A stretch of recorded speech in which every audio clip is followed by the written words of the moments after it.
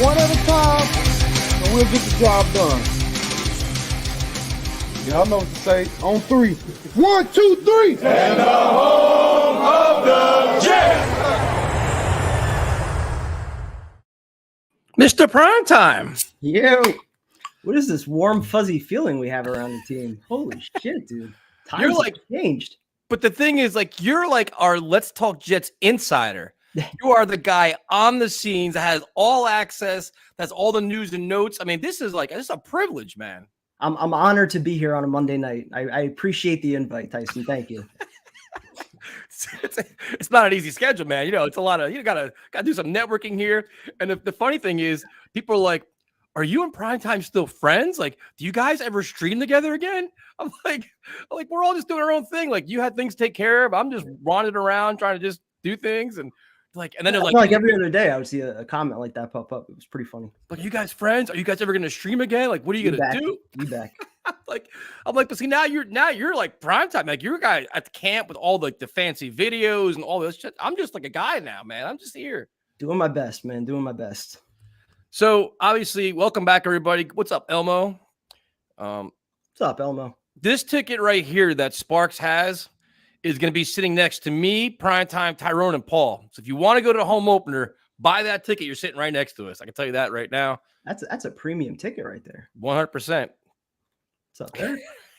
So the other thing too is, and the home opener, tailgatejoe.com, man. If you want to tailgate, we'll be there. He's got a crazy good spread set up, a really nice setup. So as he gets his menu sorted out, we'll share that too. But that setup's going to be amazing. I can't wait, man. I want, like, there's so much excitement, dude. I want Monday Night Football. Like, I want to just pass through preseason. I just want to get to the games already. Still crazy. We got, like 7 weeks left? Wow. This offseason is dragging, but it's also so much fun. I just don't want it to end. So the feeling that we have, positivity, just let it keep going. So first of all, thank everybody for following us, all the support on Instagram, Twitter, all over the place, watching the videos. We definitely appreciate it. There's so much content being shared right now. So if you're checking out our stuff, we definitely appreciate it, man. It's wild right now. Everybody that's liked our stuff, that shared our stuff, and especially, if you've credited us, definitely appreciated. You guys are free to do what people credit us. You're free to do whatever you want with our videos. I have no issue with anybody using our stuff. I just find it odd, if maybe you worked on the channel, let's just say, speaking hypothetically, maybe you've been on this channel before, maybe you find your own content, but it's all good though. What hat are you wearing? Content is free to use. Old logo. Oh, so, and that's the one thing too is, the really cool thing is we want to thank everybody like Matt O'Leary and all the guys there. Like, they're sharing our content. Like, the thing is, like, you spent all weekend at training camp, a lot of hours in the heat, doing all that stuff. Like, they get a little credit for it, man. Hey, if you're going to use a video, go for it. Just have a little tag. Like, hey, Let's Talk Jets did this. You know what I mean? That's No, actually, to correct you there, I was actually in the shade, which was pretty nice. So shout out to the Jets for the giant canopy. That was pretty good. Nice change from years past sweating. So I enjoyed that. But just to, make sure you just tag us a little bit. That's all we ask. Being serious though, like whether you're a fan, content creator, whatever, like I really don't like, you want to use our videos, use our videos. If you want to credit us, it's appreciated. You don't have to, but like I said, if you've been on this channel before, it's very strange that, you would go to us for content. But so the big news today is the Throwback uniforms were announced and they are badass. Like, I haven't bought a jersey in a long time because I've just been like, I think my last jersey was Jamal Adams. I think it was the last one I bought. And the minute these dropped, I'm like, these are what we've been asking for what, years? They look incredible. Hopefully they make this like the full-time jersey next year, because it's just, dude, it's awesome, man. The Jets just doing everything right this offseason. We're all grown up, man. They go get the quarterback. They handled everything perfect at training camp. Now they bring back the old logo. Fans have been asking for, like 5 years now on social media. So credit to Woody Johnson for finally listening and getting it done. That stadium looks fucking sick, by the way. Yeah, they're just doing everything right. Like, they're listening to feedback. They know what the fans want. They're giving us what we want, and it's amazing. And before we go into more football stuff, July 12th marked 15-month weight loss. Lost 6 more pounds, 172 pounds. That is awesome, man. Congrats to you. That's incredible, man. Shout out to Robbie Jersey also, who's lost a ton of weight. 100%. He looks awesome. He looks very good. So, if I do have one little critique on the stadium, always the midfield logo, doesn't it feel like it's kind of smushed? I feel like because you have the Jets with the arch going across, like stretch that out a little bit more, like across the 40s maybe. I feel like it's all just kind of crammed into the 50. Small critique. So Primetime, you've been to many Jet practices. You've seen the good, the bad, the ugly when it comes to quarterback play. And then you take your pretty self over to Florham Park, One Jets Drive, to watch Aaron Rodgers, the Aaron Rodgers, quarterback your New York Jets. What was it like, man? I feel like I'm still living a dream, honestly. I mean, dude, you were there the first practice that we were covering Le'Veon Bell, and I was completely fanboying out. You saw me. Yep, me too. Now we're talking about Aaron fucking Rodgers. Like, this is completely different. So just why? I mean, I can't tell you guys much about, special teams. If you want to ask me about rotations, who's with the ones, who's with the twos, because I was locked in on Rodgers half the time, and then Sauce and Garrett Wilson most of the other time. So it was just so cool seeing him in a Jet uniform, and also just seeing the way the fans responded to him. Like, he's enjoying this. Like, it's a fresh start for him, and you can tell he's taking in every moment. It's a new opportunity for him. So he's got that chip on his shoulder, and the fans are excited for him. And it's like they started, as offense, they started out a little bit slow, which is to be expected, because we kind of forget that he's new here. Hackett's new here, new offense, new players. There's so many new pieces here that you try to figure out. Lazard's new, Hardman's new. Like, it's going to take some time, but then you see glimpses. And then it's like, it's funny because there's going to be naysayers all the time, haters all the time, like Aaron Rodgers is on decline. They can't do this, they can't do that. And then you start haters, you ain't popping. Right. But then you see the things he's doing. And this is just practice without pads, but it's like the arm talent's there.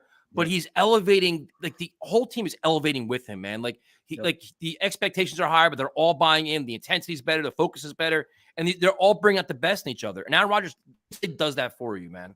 Yep. He holds everybody accountable. He brings a different kind of presence, dude. And you can see it. Everybody kind of, gravitates towards him.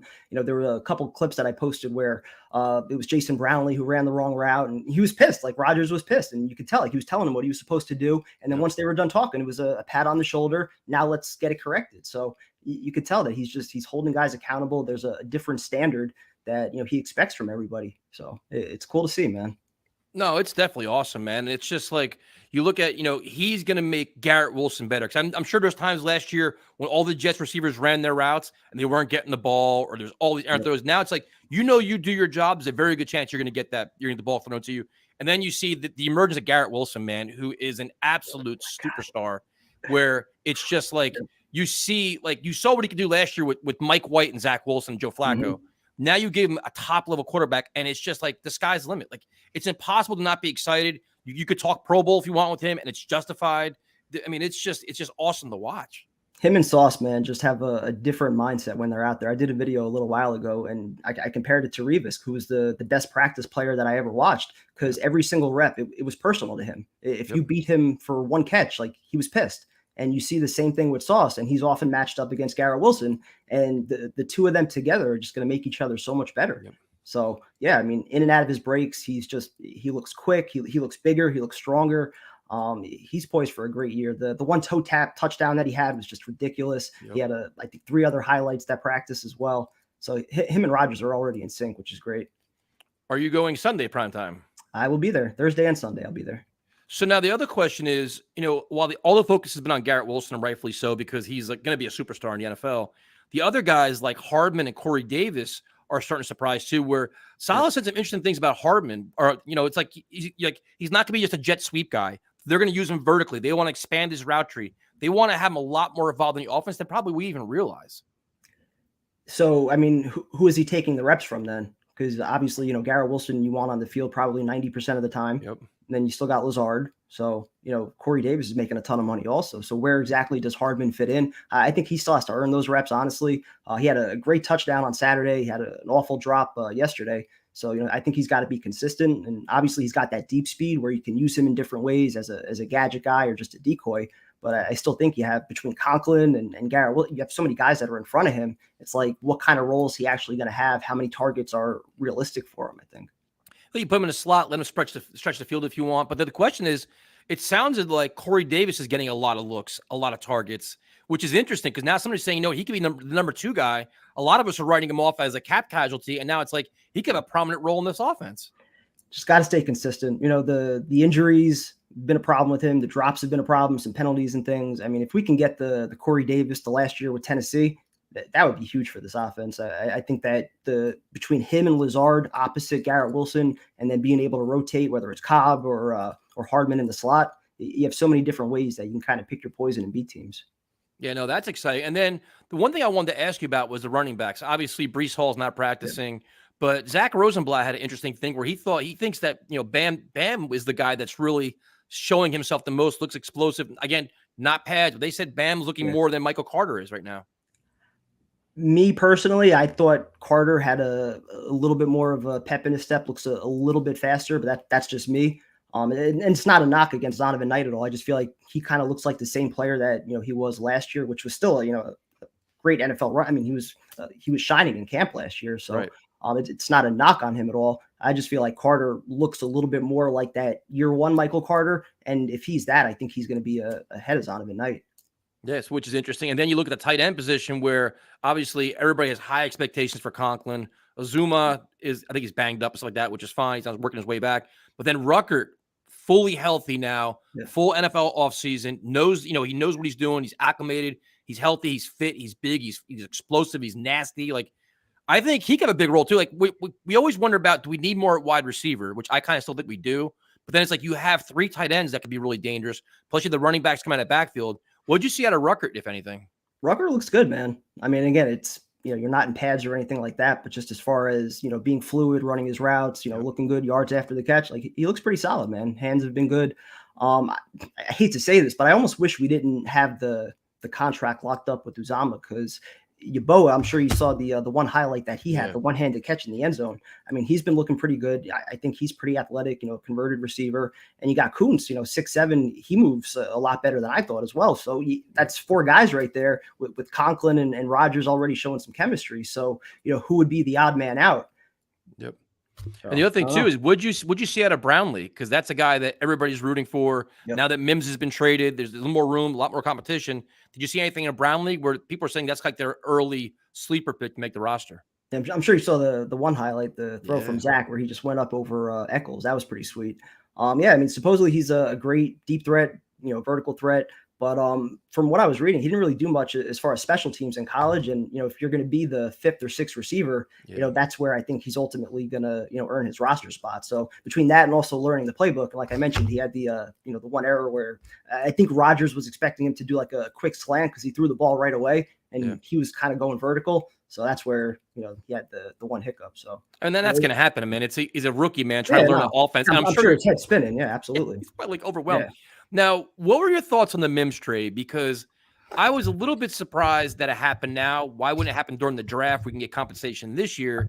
I thought the writing on the wall was on the wall last year for him being gone. And it's like you bring him all the way to training camp and then you do it. It's like at that point, bring him to camp and see what he has. No, like. Are you doing him a favor, I guess, by getting rid of him before training camp so that he can latch on with somebody else? The one concern I had was that if somebody else goes down, he was your one guy that's that 6'3", he's also a vertical threat, but that could also be acknowledging that Jason Brownlee was making plays all of OTAs, and maybe they view him as somebody that could be more of a long-term answer. Mims on the last year of his contract. Yeah, that was so weird, man, to see how it just happened like that. It's like, all right, I guess they figured they got everybody at camp, everybody's healthy. I think that's why they also, it's kind of personal, I think, right? With him and Salah. I mean, you could tell that there was some friction there. So I don't think they really cared about doing him right, but All right. So let's talk about everybody's favorite player. What were your thoughts on Zach Wilson, man? Because now Zach takes a backseat to Aaron Rodgers, no pressure on him whatsoever. In the eyes of some, to me, there's a lot of pressure on him because if Aaron Rodgers gets banged up, that's your next man up, man. Like if Aaron Rodgers got to miss a game or two, I don't want to lose those games. I want to have a very competent backup, and Zach's not probably could be that guy. There's pressure, but it's nowhere close to having the weight of the entire team on your shoulders like it was last year. So just not being the guy. Number 2. No, I get it, but not being the guy, being able to sit back, watch a Hall of Fame quarterback operate, being able to talk to him. Those two are actually connected a lot. During warmups, Rodgers and Zach are always talking. So, personally, I thought he looks good. I think he looks a lot more improved from where he was last year, just as far as accuracy goes, showing he could put a little bit of touch on the football. Footwork still, a little bit iffy, but, he's going to the checkdowns. He's hitting the guys that are open. I think it's progress. And like I said, I feel like he's playing just a little bit more loose. He looks like a little bit more confident out there. And I think that is a reflection of not having the pressure of starting, because he clearly wasn't ready his first 2 years. I think the Jets kind of did him dirty there. He definitely wasn't ready. And so now he kind of, gets an opportunity to reset and just watch everything. So yes, there's pressure to, win the backup job and perform, but it's clearly, I think, different from, the pressure that he had last year. Well, see, I think there's going to be pressure on because Aaron Rodgers is probably not going to play at all in the preseason. So Zach Wilson has to play and play well, because if you go 2 preseason games in and he's still looking like a deer in headlights, and I guess Mike just said that Teddy Bridgewater is going to the Lions. That's the kind of guy I wanted. Like, to me, this is an all-in year, dude. Like, I don't want no stone unturned. If Rodgers is banged up, I want a competent backup, because we can't, like, that one loss could be the AFC East. I don't want that. You know what I mean? Like, you just want to have all your boxes checked here. I kind of agree, mainly from the standpoint also that even if Zach does develop, we keep saying, like, the timelines just don't really work, where Rodgers is definitely going to play 2 years and hopefully it's 3. So where would that leave Zach? You're not picking up the 50-year option. Is he going to want to sign a contract here, not knowing what his future is? He's probably going to want a fresh start somewhere else. So, you can almost make the case that, yeah, if you can get anything back for him now and bring in a veteran that's a little bit more ready, maybe it makes sense. But I think they still want to see this out a little bit more, just because they did invest the number 2 overall pick. Yeah. I think they see the talent level and what he could potentially be if he hones everything in. So you go to all the playmakers, and then you go to the offensive line, which is interesting because they're not in pads. So you really don't know what's going on. So much changes when the pads come on. The one story that I'm keeping an eye on is Dwayne Brown still not practicing. Saleh keeps saying sooner rather than later, but Saleh has been so wrong in injuries in the past. I don't trust him at all. I mean, at what point do you say, you know what? I'm becoming a little nervous that Dwayne Brown's still not in practice. I said it an hour ago in my video. Once he was out for personal reasons on the first day, and then he's still not ready, he's on the PUP list. When you're 38 years old, you can never rule out, coming off surgery, the possibility that his body's just not responding. Yeah. So obviously I want him out there. I think he would probably be one of your starting 5 if he's healthy. But how long is it going to take him to get back once he is ready now? And that's the thing, man. It's like you give it, like, say this is the first week in pads starting tomorrow, the first pad to practice. Even if he sits out this week, like, all right, the Hall of Fame game, don't care about that. But at some point, you want your left tackle in place. You want to have your 5 offensive linemen, starting offensive linemen gelling. Right now, I know Saleh is having the versatility thing where they can play both sides and get everybody comfortable everywhere. But at some point, you got to lock it down a little bit. And Dwayne Brown needs to be a part of that mix, man. Well, I think part of the reason of moving everybody around is the uncertainty with Brown right now. Yep. If they felt like he was going to be their starting left tackle, you're probably just focused on who's going to be our right tackle. But the fact that they're moving so many pieces around, they're experimenting with Becton a lot on the second team at left tackle.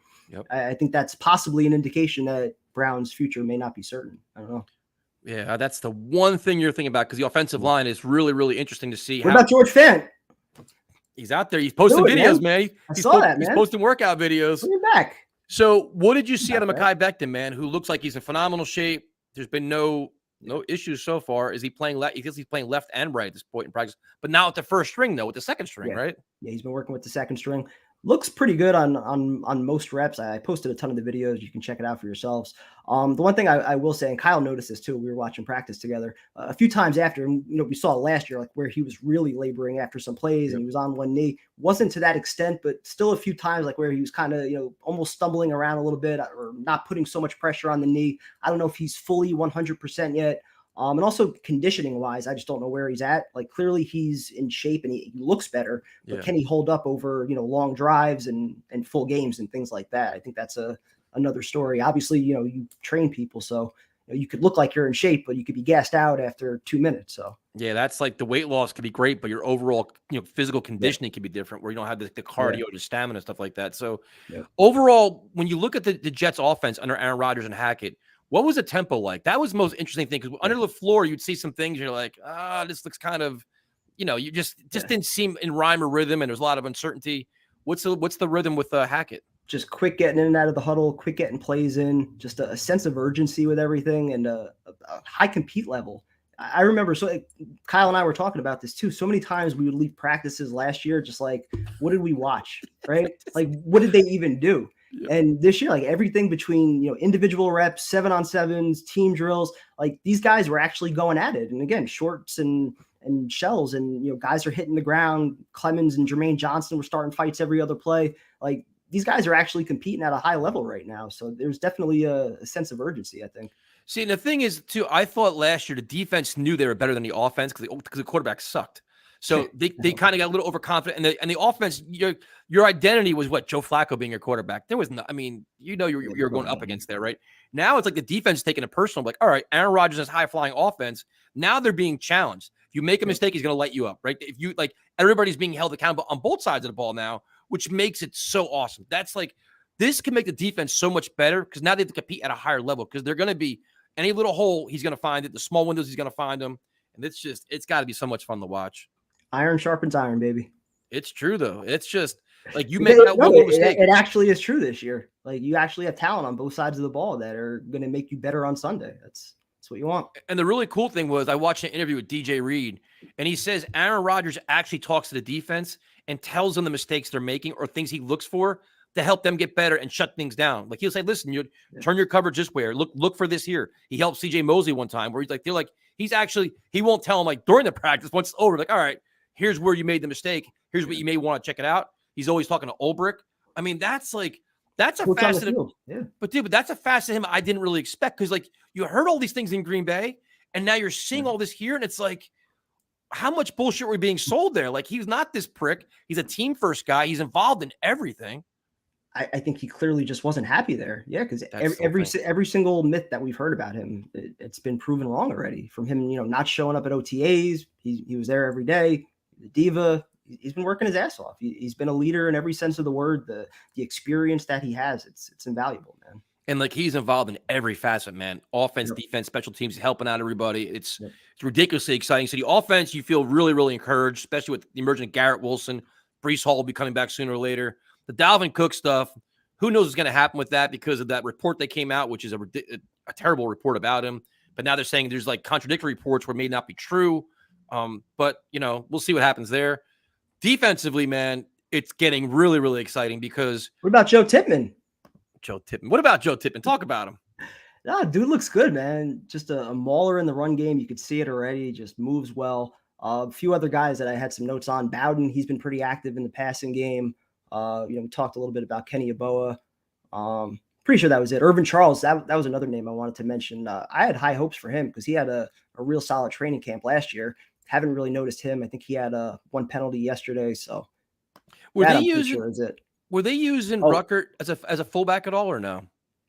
I didn't notice it that much. I got to go back and watch the tape, but I definitely noticed Bowden out there a lot though. And the other guy we didn't touch on, Banaconda, he was having a rough camp. A couple drops, one on Saturday, 2 on Sunday, 1 penalty, I think. So he looks like his head's kind of spinning a little bit. 20 years old, rookie in this offense, all these expectations. He's probably just completely overwhelmed at this point. Yeah. So you go the offensive line there with Tippmann, which a lot of the expectations, McGovern. I'm just curious once the pads start. When the pads come on, the offensive line, defensive line, you start separating so you can see who's made for it, who's not. The defensive line as of now, man, is just stacked.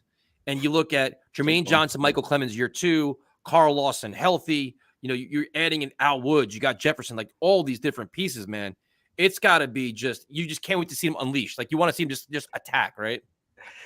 So much versatility, so many moving parts that you can move around, and having a lockdown secondary obviously helps. You can maybe feel a little bit more comfortable sending some extra guys, and obviously you have comfortable with them probably winning with just sending 4 also. So many different ways you could do things. Lawson looks good. Jermaine Johnson looks like a friggin' beast. He's just playing with a different kind of edge right now. Like I was saying, him and Clemens started, I think, pretty much all 3 fights on that Saturday. So they were really getting after it a little bit after the whistle, but you kind of like that, get the juices flowing a little bit. Al Woods is just friggin' massive. I think he's going to help out a lot in the run game where, we were getting run over a little bit late in the season.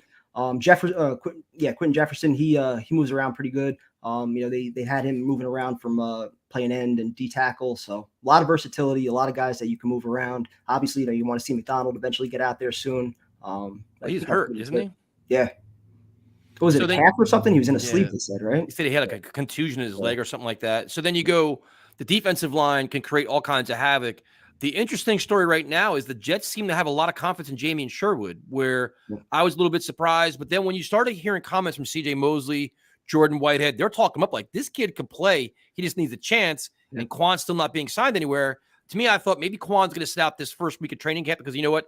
That's the Hall of Fame game week. I don't really care about this. I don't want to take that extra week of camp for no reason. but it seems like the Jets they like their young guy, man. They like Sherwood. And you can have a kid like him play because you have so many other pieces, surrounding him that if he is legitimately a high IQ, intelligent player, like that's exactly what you want. And he's got that athletic ability because he played safety before. So I think it makes plenty of sense.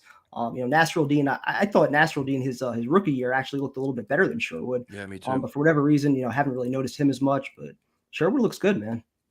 Yeah, that's probably one of the most interesting developments for me was him still being here and Quan not here.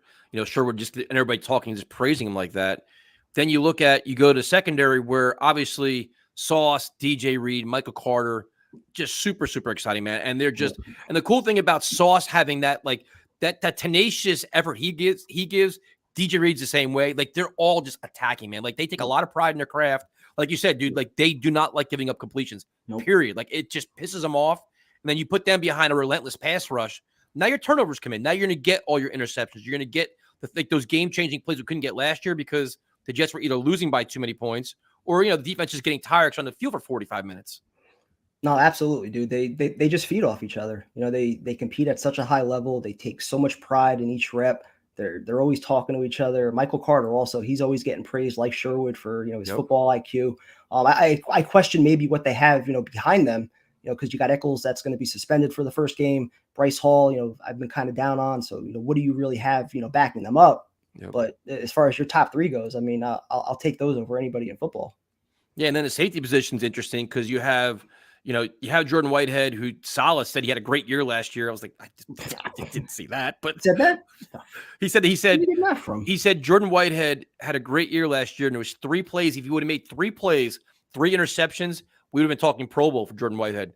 And I was just like, I had to rewatch it twice. I'm like, wait a minute, you said what? Like, I know Salah is always the ultimate optimist and always saying really good things, but I didn't see that. But you have him, you have Amos, and the guy I'm most curious about is Tony Adams, who he has the range, he flies around a lot, but he's just got a lot of inexperience. What'd you see out of him?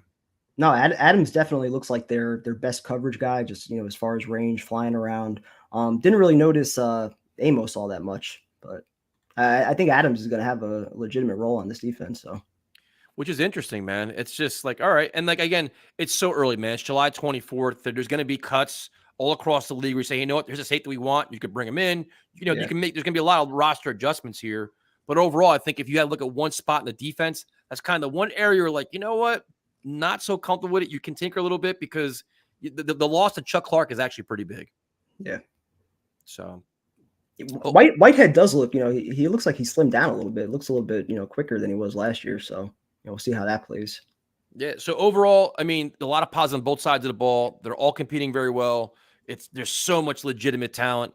And the thing is it's just 2 things. It's just stay healthy, right? That's the first and foremost. And the second thing is how much changes once the pads come on.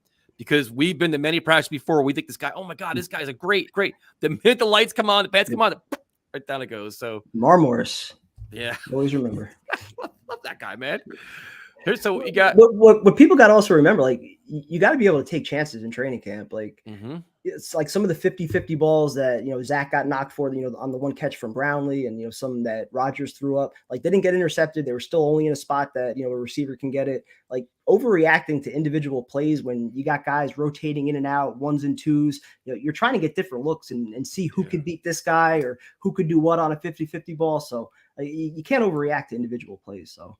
Yeah, I think right now it's like this is like the filling out process for everybody. They're all getting back into the flow of football, getting used to their offense, the defense, everything else. When you get to like the preseason games and the joint practices where you start seeing a lot too, because then it's like a guy that you're not familiar with in front of you, the intensity goes up, everything gets more physical, and then you see who wants it more and how they handle the pressure, Yeah, I mean, you're going up against the same guy for how many weeks now. If you count OTAs, you start to learn their tendencies and what they do. So it makes it a little bit easier. So when you walked away. So, primetime, which player is the best with the fans? Ooh, probably Sauce. Best with the fans. Yeah, so I mean, Sauce was talking with fans again. Becton's actually pretty solid. He went over, I think, both days, if I remembered right. A lot of the players were actually signing over by the VIP, so I didn't really get to see a whole lot of that. What about Aaron Rodgers' mobility? Does he still have some wheels? Yeah, there were a couple highlights I posted. The one play to Garrett Wilson in the back of the end zone with the toe tap. Just watch that one. I mean, he still moves pretty well. He doesn't look like he's 38. So now, we've been to practices many years now. What was your overall feeling, man? Did you like the tempo? Did you like the intensity? Because there's been times we sat and looked at each other like, this is a joke, man. Like this is. Yeah, that's exactly what Kyle and I were talking about. There have been so many practices. Like, why did I even drive out here? You know, it was just individual drills and then barely doing anything, 2-hand touch for team drills.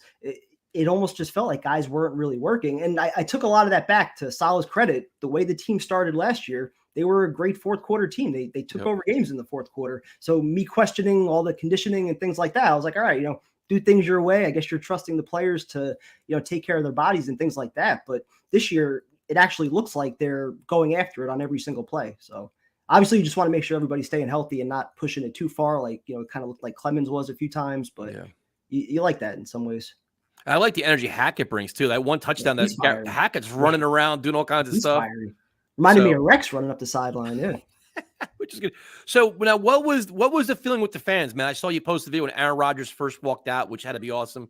What's the level of excitement with the fans, man? It's got to be just everybody's beyond just right. I was glad that I was sitting up top because I can get the angle of everybody giving him the standing ovation and the Aaron Rodgers chants. I was just glad I'm part of it, but like we all deserve this, right? Like we've watched so much bad football, so many years just down the drain, no hopes at all by the end of October. Like we legitimately have some hope right now. And like for all the Super Bowl or bust talk, like I'm not even thinking about that. Like I'm taking this in. I'm enjoying his presence as our quarterback and the opportunity to go into this year and do some damage. So it's fun, man. I completely agree, man. That's why like everybody like some of these reporters are coming at the Jets, Super Bowl or bust, this and that. I'm like, for the first time in forever, we're a competent franchise, but that can play high level of football. Like it's like high level. Like we have like a star quarterback. We never had that before. Louis Riddick win the Super Bowl before you get excited. Louis Riddick. Like what? No, like I'm excited now. Like I'm ready for training for preseason games. But it's just to have that, and it's just like you could see all the players buying in, man. Like they know, like I think last year you want to believe in your quarterback and your coach and like that. But I think you knew like the odds are stacked against you that you're not going to win a Super Bowl. Now you come into camp this year, like we have a chance. There's no guarantees, but you have legitimately, you do your job, you do the right things, you play at a high level, you could be in the mix at the end. And that inspires everybody, man. And that's so different for you, for me, for the players, for everybody. We're not used to it. It's like I'm watching videos I shouldn't be watching. I'm like, it's freaking 1 o'clock in the morning, NewYorkJets.com, watching like practice videos and shit. I'm like, I never do that kind of stuff. And that is why there's so much pressure on Salah, because you don't have the excuse of not having a quarterback. You've got pieces everywhere. This team is loaded with talent. So there's no excuses. You got to get the job done. And when the team ultimately does face adversity, which they will face at some point this year, he's got to be able to keep things together. So a lot of personalities, and he's got to manage it. And this is the one thing, not to pick you out, Brian, but the comment is, let's enjoy, but remember, we need to do it. We lose our heads sometimes. Like we'll make videos, dude, and the guy be like, bro, they accomplished nothing. And I'm like, bro, they haven't played a fucking game yet. Like, what? Like, we're only going on practice and what's going on. Like, as the process plays out, we comment all along the way. Obviously, they have to prove it, but they can't prove because they're not playing a game tomorrow, right? Like, so why can't we just enjoy it and be happy? Like, it seems like some fans are just scared to be happy. And I used to be one of those guys. I was like, dude, you're just waiting to wake up. And like you saw it when Aaron Rodgers hurt his calf a few months back, where it's like, typical Jets, same old Jets. Aaron Rodgers already hurt. And I'm like, at some point, the football gods owe us, I think. Like, we're due. So it's just like, why not just enjoy the ride now? Like, just sit back, enjoy it. Enjoy, like, what the potential this team can be. And as they get better, just ride with it. Yeah, I'm not going to say Brian's wrong. Absolutely, they have to do it and prove it on the field. But yeah, I mean, as a fan, when have you been this excited before? I had a legitimate reason to be this excited looking at the roster, top to bottom, what they have. Like, we haven't had this level of talent in so long. So and why not enjoy it right now? And it's not even like being a bullshit. Like, because now, like, summertime, everybody's going to barbecues and parties. You're hanging out in the bar, and like all of a sudden, you're seeing all these little Jet T-shirts, the hats popping out everywhere, the ones you didn't see for like the last 5 years. And it's like sometimes the people are like, oh, what do you think about this? I'm like, here's the deal with the Jets. They have legitimate talent. Well, every team has legitimate talent. How many Pro Bowlers do the Jets have on their team? The Jets could have 5, 6, 7 Pro Bowlers, and that's not even being like a fanboy. That's like legitimate. So it's like if you have 5 Pro Bowlers or maybe 6 that are young and on the rise and potentially getting better, and Garrett Wilson and Sauce Gardner, how are you not a legit team? That's just facts. And even more of a reason why it's not win now. Look at the money that they could potentially have next year with a lot of the veterans that are kind of on the fence right now, like the Uzamas, the Conklins, the Tomlinsons, like all those guys, Jordan Whitehead. Like that's money that you're going to be able to put towards free agents next year because you're probably not going to have your first round pick, so we're not going to be picking until 62, so we're not going to be able to rely on the draft that much. So like you're going to be going after some free agents, and you're going to be an attractive destination because you got a star quarterback. Yep. And a team on the rise, a team that you can win with. So the question here, I think you're a Miami fan, I think, Duke, if I got you correct. But do you guys want Dalvin Cook? I've said, I'll be honest, I've said that I do want Dalvin Cook prior to this last report. So that report changes everything for me because you don't know any kind of legal issue, shit like that.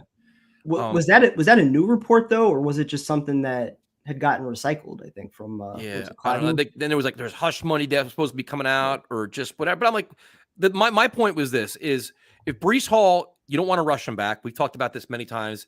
I want to see him play in December and January at his best. I don't care about September and October. So in the meantime, while he's figuring that out, if you could have a very good running back in his place in the meantime, I'm all for it. To me, Dalvin Cook is an upgrade from Michael Carter. He's an upgrade from Bam Knight. That's just what he is, man. He's a better player. But at the same time, I have no problem with Fournette. I just want another veteran guy in the mix until Breece Hall is back. And you said, is he struggling as a rookie? The one thing you worried about is, other than running the football, is pass protection, blitz pickup. Like a veteran guy, you have a little bit more comfort with Aaron Rodgers in the backfield. But, I mean, what do you think? Sorry, I'm just laughing at Michael's comment about me in the background of Hard Knocks. Sorry, what was your question again? Your thoughts on just bringing in Cook? I mean, I said Carter looks good. If he is legitimately back to his rookie form and, whatever ankle injury or whatever it was last year that was holding him back, I think that's a good 1-2 punch with Breece Hall. But like you said, I want him there for December and January. So, if you can either, limit his reps early on or, maybe even not play him the first couple of weeks because you have that number one back like a Cook, I kind of feel like it's worth it. If you have a legitimate starting back, you can ease Breece Hall back in. So, you can never be certain about how he's going to hold up over, 17 to 20 weeks off of, major surgery. You never know. So, and the thing is, you're not bringing in Cook to be a guy that can give you 30 carries a week all season long. It is helping get Breece Hall back on the field at the right pace while having a competent guy there that help run your offense. There's a big difference. It's a 1A and 1B. Once Hall is ready, you get some more reps. And that's why Cook's not going to get that much money. He's not getting that $11 million. It's down to what, like 6 or 7 now, whatever it is. Which to me, rumors are. Yeah. So to me, that's fine. It's money well spent, man. Like it's going to be a big piece of your offense. And why not? And they've got what, like 24 million in cap space. I know the Rodgers restructure hasn't been done, but apparently that's going to be team friendly. So the quick question here is there any way possible they don't show up for Monday Night Football against the Bills? Impossible. Absolutely impossible. That stadium is going to be an absolute madhouse. Probably the loudest crowd that's probably ever been heard there. I would be absolutely shocked if they didn't show up. I really would. I mean, the only thing that's in the back of my mind, I'm not trying to spread any negativity, was the after the Hard Knocks year, the opener against the Ravens. Oof. The only thing that's in the back of my mind, but no, I think there's just way too much positivity. That crowd's going to just be off the chains, and Rodgers, I think, is going to be fired up. I'm not too worried about the Bills. Obviously, they're a good team, but at home with that crowd, the way they're going to be buzzing, I'm not too worried about that opener. Yeah, the ticket prices are what they are, man. I mean, that's to be expected. This is probably the hottest. It's one of the biggest stories of football, one of the hottest tickets in the area. I mean, that's to be expected completely. I'll probably be selling too. You're sitting with us, man. Me, you, Tyrone, and Paul. What could possibly go wrong? Oh, man. Could be a disaster. So I don't know how I'm getting to work the next day. Bro, it's going to be late, too. It's going to be like 80,000 fans, and the traffic after the game is going to be just – you don't get home to like 3 o'clock in the morning easy. So whoever was operating the shuttles in Florham Park on Saturday, Sunday, let them get in charge of the MetLife Stadium traffic because they were on point. They improved the shuttles too? Dude, we got there early, first off. It was before 8:30 when the lots were supposed to be open. Come right in. No issue at all. No lines, nothing. We wait on the line for the buses, obviously, but they were in operation pretty quick, probably stood out there for maybe like 10 minutes. They let people inside the facility probably an hour early. Like their shit was on point this year. To Anthony's question, how do you guys feel about the throwbacks? Absolutely love them, dude. Love them. Amazing. But now the question is, which one is everybody getting? Because my initial instinct was I want Garrett Wilson, but he's going to go number 5 next year. Isn't he change his number next year? So I don't want to get that. Yeah. So it's like I think I'm going to get Sauce, right? Part of me wants Rodgers, even though I know it's only going to be 2 or 3 years, just to say I have it, and I know he's going to win a Super Bowl here. So, it's funny. The tickets for a lot of the away games, the Cowboy game is very expensive. The Raider game is wild. The one in Vegas, I'm gonna be doing GoFundMe's for my tickets to Vegas or just selling stuff. But tickets are, it's also this time of year too when the games aren't around the corner. Where as the season comes in, the Raiders start losing, the prices will come down and everything like that. But prices are wild, man. This is what happen when you're finally a legit team with Aaron Rodgers. You're gonna have to pay to see him. Got to start picking up a side job, do some road trips. All right, so if you want to call in, you call in. We already have one of our featured callers already sitting there he's in his mid-season attire. This is like Tony Soprano. This is when Steve is in football mode because we're not going to talk baseball all the rest of this year because baseball is irrelevant in New York. So now it's God for both of us. I think that our next caller, I think he's been hitting the weights, man. He must be powerlifting. I think.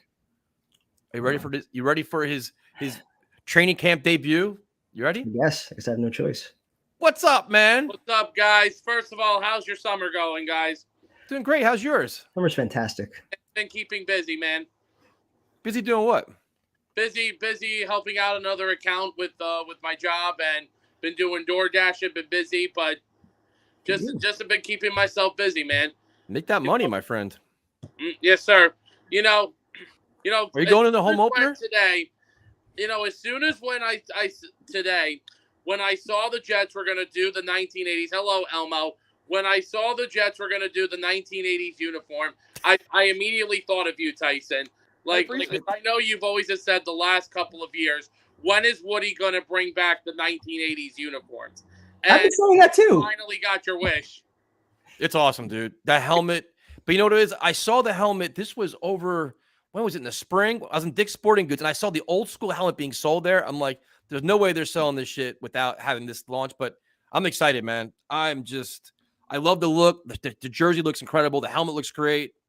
I got you. The best part is, for the first game of the season, we won't have to see the NFL logo at midfield. Thank God for that. I mean, the Jets are all grown up, man. Like, we're actually like an NFL franchise. Are you going to the home opener? I'm still debating. What are you debating about? No, good thing is I'm kind of with Kevin. I got to go to work the next day. So I'm still going. I'm still going next day too. Who cares?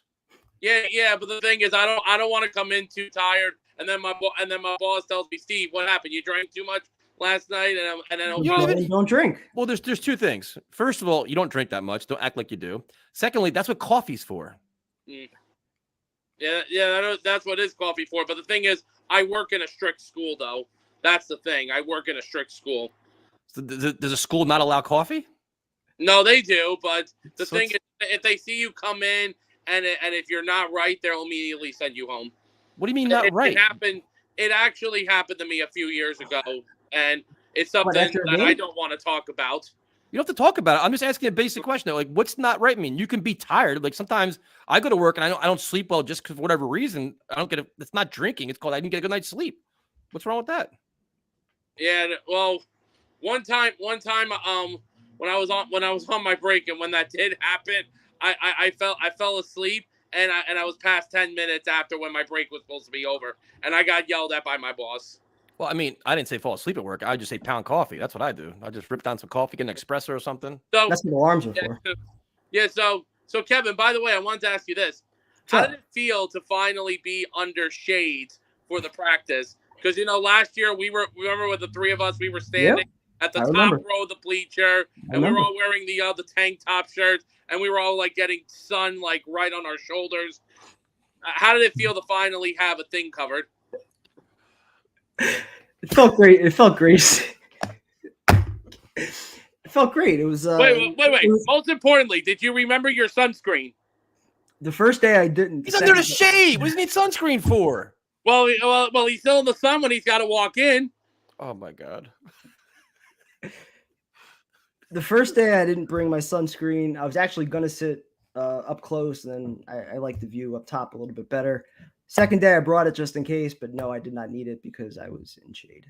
Yeah, well, yeah. Let me tell you one thing I saw in one of your videos when Michael Clemens was getting physical with everybody on the field.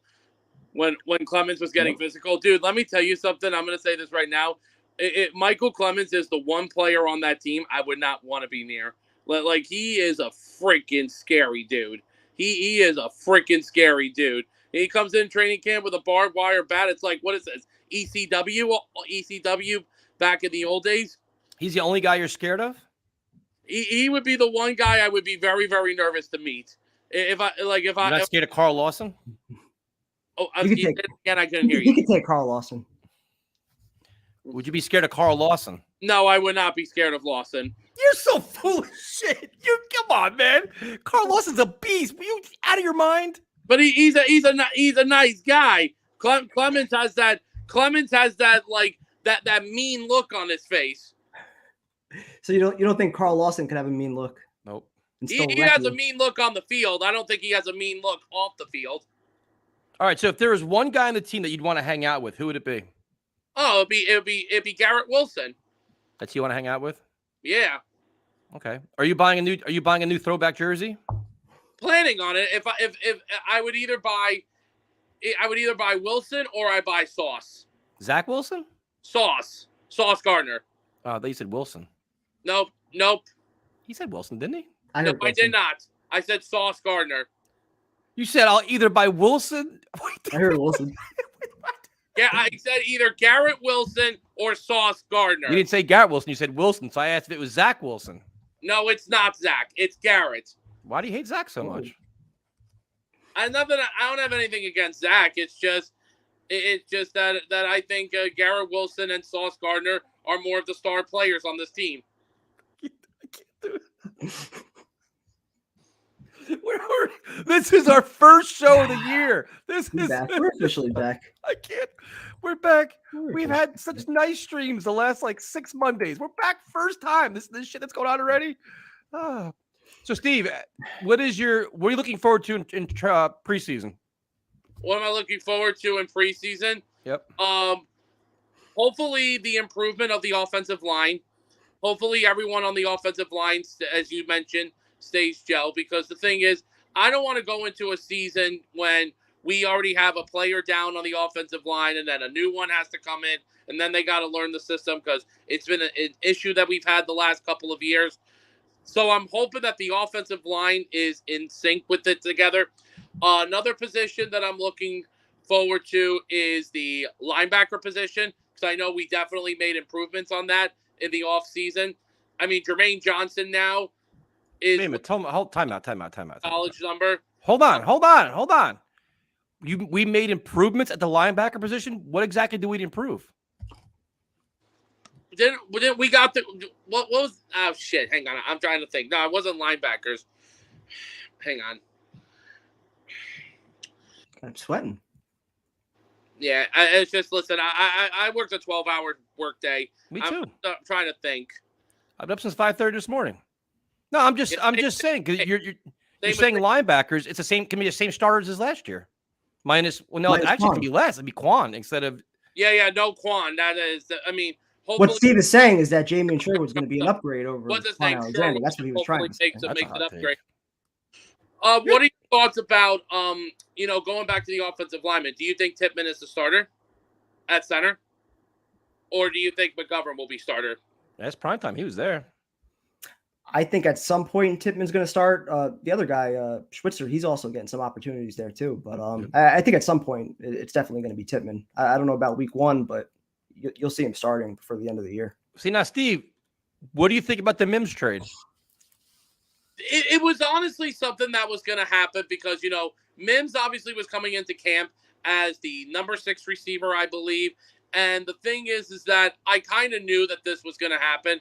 I remember even said this before the season was going to begin. I did not think Mims was not going to be on this 53-man roster. But you know what? Hey, listen, we ended up trading. I did not think Mims was not going to be on the roster. It's like a double entendre, isn't it? That means he was going to be. Wait, what did he? It's just. You said I did not think Mims was not going to be on the roster. So that means you thought. Yeah, I honestly, I did not think he was going. I even said it before even training camp began, that Mims wasn't going to be on this roster. But listen, we ended up trading him. We ended up getting a 6th-round pick back. For him. Listen, I wish him the best of luck in Detroit. See what he does there. Johnny, that's awesome, man. Congratulations. For those of you guys know, Johnny's in a movie, man. So this is that's super awesome, cool. Man. I saw he was on Jake Asman's show promoting it. So that's awesome. Nice. Congrats, man. So, Steve, do you have any last thoughts before we let you go? The only thing I could just say is, and I always pray this too, I always pray this all the time, with the first padded practice tomorrow, everybody gets out of practice healthy, Just tomorrow? Serious injuries, nothing with that. That's the last thing I want. What about Friday's practice? What about it? What about He said he's like tomorrow's practice. He's worried about the injuries. No. Well, tomorrow's the first padded one. So then once they get through that, they'll be fine, I guess, right? Yeah, no, because then there's going to be more. Listen. Hopefully, we get through training camp with everyone healthy, going into the first game opening night against the Bills on Monday night. And you're going to go to that game. You got to go there. Stop with that sleep nonsense, dude. I haven't slept in like 3 years. Don't worry about it. Sleep's so overrated, man. All right. Call out, man. All right, like I said, I'm going to try. All right, listen, I'm gonna head out, guys. Have a good night, okay? You too, man. Later, man. The chat is back, man. The chat is 100% back. They're just everybody. That was interesting. It's just I can see it slowly deteriorating, and the chat just starts to they're just licking they're just ready to tear them to pieces. Oh man. Answering that other super chat from before on Garrett Wilson's yard. Absolutely, he's gonna shatter that number. 1,125 and a half. He's gonna shatter that, dude. Go back to that again. I didn't see it. We put it up there. There you go. 1,125. Yeah, if he stays healthy, man. He's gonna shatter that. Yeah, he's probably like 1,400 yards, you would think, right? You would think, yeah. As long as he's healthy. Shit. Let's see. You sleep when you die. I agree. What's up? What's up, everybody? Thank you for coming back and joining us. We've got Steve bring back his A game right off the bat. What's up, man? I'm responsible for cleaning up that last call now. Like, how do I follow that? It's not easy, man. Bar's pretty well. You should be in good shape, man. So what's going on? Tyson Primetime, been a while. How you guys doing? Good, man. How are you? Doing great, man. Good, man. What an awesome day to be a Jets fan. What an awesome off season. That was really just a little cherry on top to really finish this off. Maybe go get Dalvin, maybe go get Quan, and then I think we're pretty much a finished product with this off season. Dalvin, Quan. I mean, I wouldn't mind some help at safety if possible. Maybe another. I would like to get a veteran safety too. Yeah. I don't even know who's even out there. I mean, is there anybody that's halfway decent out there still? A veteran? Well, that's not that I could think of. Buda Baker didn't get traded yet, right? Nope. I don't think so. I don't know if you want to go down. He's asking for a ton of money, though, right? Yeah, he is. Yeah. I don't think that the Jets are kind of like willing to overpay right now for like a veteran right now too. It's so early in training camp that like once pads come on, I think that's gonna be like a big changing. Oh yes, hello Elmo. I think that's gonna be like that's where we're gonna figure out what we still need. I think, in my personal opinion. Yeah, needs might change in 3 weeks. You don't know who's going to stay healthy or who might become available. You know, who might get cut, who might request trades, things like that. So a lot's going to change in 3 weeks. Or guys come up small in pads where they're not playing the level they can be, but not physical enough. They're getting manhandled, and you got to change it. You know, like it seems like the Jets are getting like they're keeping their character guys. If you have any kind of questionable work ethic or anything else, they're kind of phasing you out pretty quick now. They're being a little more aggressive with that, which is good. Right, and anybody can look like $1 million in a t-shirt and shorts. You know, once the pads come on, that's a completely different animal. So now, what are your thoughts on the throwbacks? I love them. I'm definitely gonna be copping my Aaron Rodgers one soon. I almost bought like the regular one too, and there's been like so many leaks that was coming out today. So I was like, I'm just gonna wait. So I think tomorrow I get my paycheck. I'm definitely gonna go buy myself an Aaron Rodgers one. I have to. I wish they did a green one too. I do too. I wish that like one white, one green. You know. Right. I was just gonna say the same thing. Maybe the home opener do green, and then against Kansas City, I think do week 4. Yep. White. Yeah. All right. Here's a question for both you guys. Anybody have a surprise cut, courtesy of Jomo? Yeah, prime time. Yeah, go first. Prime time. I mean, I guess Bryce Hall would sort of be a surprise. Solomon Thomas maybe just because they have so many guys in front of him. I'm not sure where he might fit in. Other than that, I mentioned Kuntz just because I'm a Yeboah fan, and I don't think they're going to keep 5 tight ends. I don't think Uzama would be in danger of getting cut unless he's just not healthy. And then other than that, I don't think anybody else would be a major surprise. One Maybe of a the running running backs, back? if they sign, if they do sign a Cook, then you got to do something at running back. So No way. Carl Lawson's not getting cut. There is no way in definitely living not. hell. He is Definitely way not. too good to be cut. There's no way that happens. And he restructured his contract too. So Yeah. I could still argue Michael Carter. I think I've been saying that for a little while. And the other thing too is that's Corey. That's not a bad prediction. Only if a better option becomes available, you could take that money and put it towards somebody else. If somebody else becomes available, Devontae Adams at some point he's getting traded. At some point he's going to become a New York Jet. I think we all know that. So, And the thing is, Corey Davis, he hasn't restructured his contract yet either, has he? No, I don't think so. Still It's just a 1 year, and I think it's non-guaranteed. Still making good money. Yeah. Interesting. Who's the field goal kicker? Come on, man. We should know these things. Greg Zerline. Come He didn't kick on, on Sunday, man. though. If you checked out Kyle's kicking report, he didn't kick Sunday. Like it's from. He was perfect on Saturday, though. He's been very hit and miss too, and he does kind of scare me, but I don't know if there is a better option out there. So I'd rather just stay with the guy I know. Yeah, we got a better punter this year. We finally got rid of Braden Mann. Thank God. That should be an upgrade. We're going to be scoring touchdowns. We don't need either one. We're good. That's true. That's true. Yeah, too. exactly. Go for 2. So, 2-point Liam, conversion. what is your far too early season prediction, man? What are you thinking right now? Now that we're all the same excitement, we have throwbacks. What's your record-wise? Yes, sir. Thinking 13-4, 12-5. Man, I like it. You know what's fun is there's not a single game that I look at. I'm not saying 17-0, but there's not a single game I'm looking at saying the Jets have no chance at winning this game. Kansas City, I think I really think, especially with Kansas City, comes down to coaching. And I think if Tyson, you've said it a million times, to quote you, can Robert Saleh go toe-to-toe with Andy Reid and Zach Taylor, all these different guys, can he figure out a way to just get his time management down? And like you said, he has help now, like Nathaniel Hackett and a very good coaching staff. There's no reason that Robert Saleh shouldn't be taking a big jump as a head coach. no, that's the one biggest thing. Like last year, he had so much inexperience around him. Now he has veterans all around him, veteran coaching staff, a lot of accomplished guys on offense. Then you have an all-world quarterback that's seen everything that can help you with time management, game management as well. So it's exciting. Here's a good question: who's a kick returner, punt returner? I think it's going to be Mecole Hardman. That's what I've been hearing. I would think it's probably going to be Hardman also, but I'll be honest. I wasn't watching much special teams. I was just Come on, man. I was watching Rodgers, and then when it was special teams drills, I was watching individual drills. So I wasn't watching much of the special teams. Fair enough. How's your show going, man? Going well. Just put a new episode earlier today.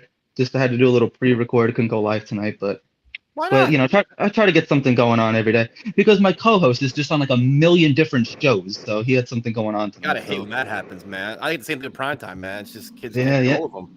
All these Hollywood guys, I know they're Hollywood guys, man. It's just always trying to collaborate and shit. Those guys are jerks. Hate those people. Have a good night, man. Thanks for calling in. You too. Have a good one, guys. Be good, man.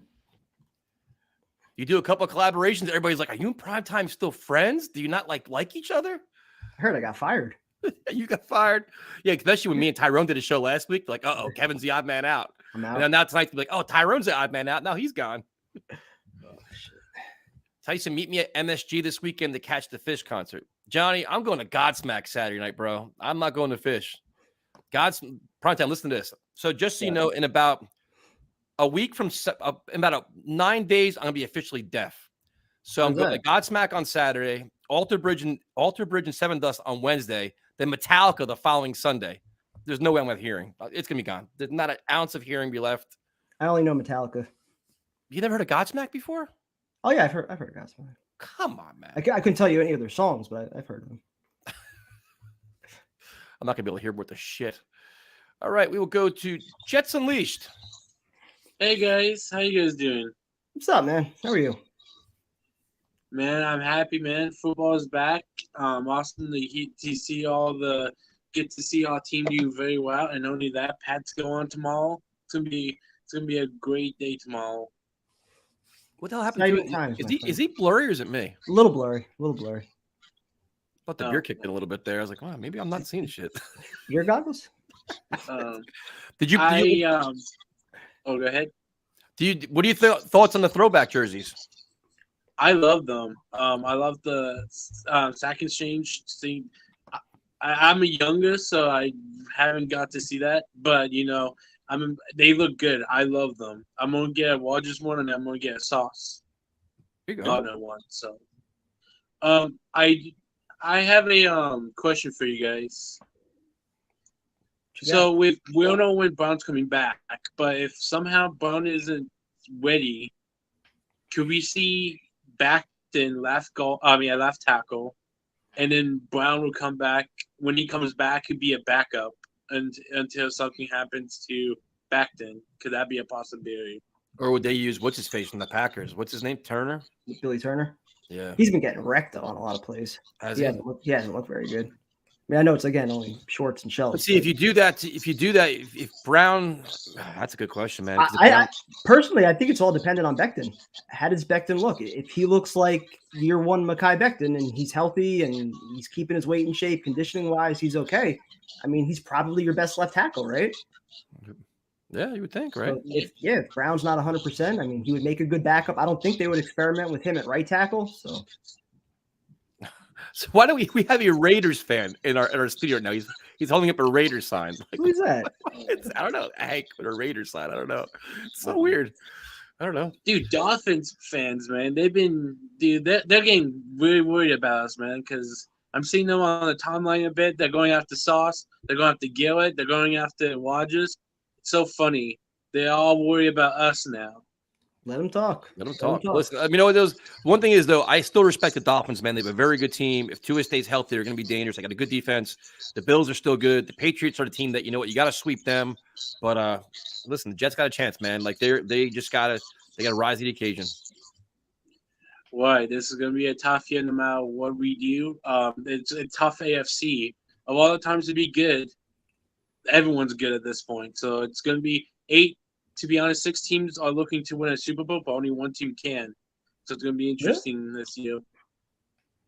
Jets and Leash, good talking to you, man. Good talking to you guys. You guys have a wonderful night. Jet up. You too, man. Have a good night, bro. Yeah, he came on, dude, and I'm like, all right. It looked blurry. I'm like, maybe the beard is kicking a little bit. Like, I felt like there was like a radio in the background too. There's something going on. So now, I guess we gotta just. I don't. See, we welcome everybody on the show, all ages. Everybody. Oh, he's I knew he. We'll welcome.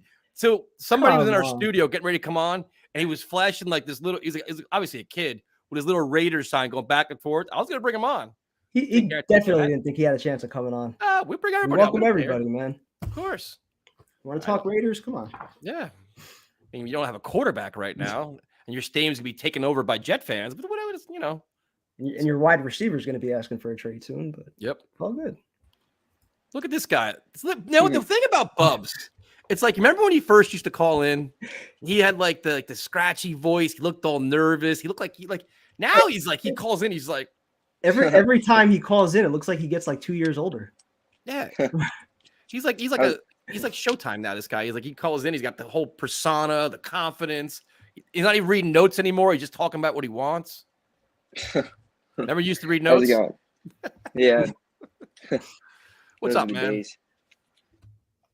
Doing pretty good. Happy that the Jets are finally back at training camp because it gives us a distraction from the baseball teams. So that's good because that's been pathetic to say the least. So, but yeah, I thought the uniforms today were awesome. That was good to see. It's long overdue. I feel like we've been asking for those forever, especially last year too. We were asking for them, and then the last week when that one guy was there who took the video, and then 2 hours later his Twitter account was like taken down. That was funny, but I don't think he's been heard from again. No, I don't even think. I looked at his Twitter account like days ago, and it still was said or whatever. He still said he was unavailable. Whatever it says, it's buried him under MetLife. So probably. I think he said though his dad worked there or something, and he brought him there or whatever, and then he was taking the video of Uzama or whatever. But either way, they're awesome. Yeah. But yeah, I think with the Jets logo at the 50-yard line, it was really cool as well. I saw that the Giants were adding that. I don't know if they'll they'll do that for the entire season or if it's just going to be for the 2 games against the Bills and the Chiefs. Chat isn't just rare for, man. It's just rare for. So, Bubs, what is Back in mid-season. what 1 week of camp in? What's your biggest surprise right now at the team, just based on the roster? Who's starting to take off a little bit? Who's not? Like, anything surprise you? I'd say one of the biggest surprises so far, I guess defensively, Tony Adams. I've been pleasantly surprised with what I've heard about him. He's been surprising. And also Nick Baldwin too. I know Primetime you mentioned it, but you know how Hackey utilizes obviously a fullback, but he's been getting like every day. I feel like we've heard from following the beat reporters and stuff and seeing the clips. Like he's been getting at least a couple, like a reception or 2 every day from Rodgers. So it definitely seems like he's involved. And I thought that Rucker would maybe be that hybrid role, but you really haven't seen it much. So it's almost as if Baldwin might be more. Maybe he's just that fullback. Maybe he's a fullback, so maybe they just utilize him. But he's been surprisingly good. Obviously, Tony Adams as well. The defensive line is it's deep. I mean, you even see like Al Woods, Quinnen has had a good couple days. I mean, they're so deep, and like you mentioned too, Solomon Thomas potentially being a possible cut candidate because you have Michael Clemens putting on weight and size, jumping in front of him. Like that defense line, I think these couple days, and again, the pads are really important coming on tomorrow, but you'll get a better look at the defensive line and the offensive line. But like I think I've been pleasantly surprised with how deep it is. I knew it was already deep, but it's seeing what they're capable of doing is even kind of shows me how even more deep they are with Quentin Jefferson and guys like that. So those have been a couple of surprises. Jason Brown was too has been pretty solid. So McCole Harmon's been good in the game. He's been well involved in the game plan as well. So those are a couple of the big ones so far. But what do you think about Dwayne Brown still not practicing? Yeah, I mean, it's concerning because, again, like Primetime, you mentioned it, at his age, is he going to respond to the surgery or is he just going to not be the same player? The best offense line I think you could possibly have is him at left and then Becton at right. But unfortunately, I know George Fant is still out there. I don't think they'd bring him back. But, you just got to hope that it isn't anything major. Again, you don't trust Saleh with the whole injury stuff because he's been wrong so many times since he's taken over. But, yeah, I mean, I just hope he can stay healthy because, again, I mentioned it last week when I was on.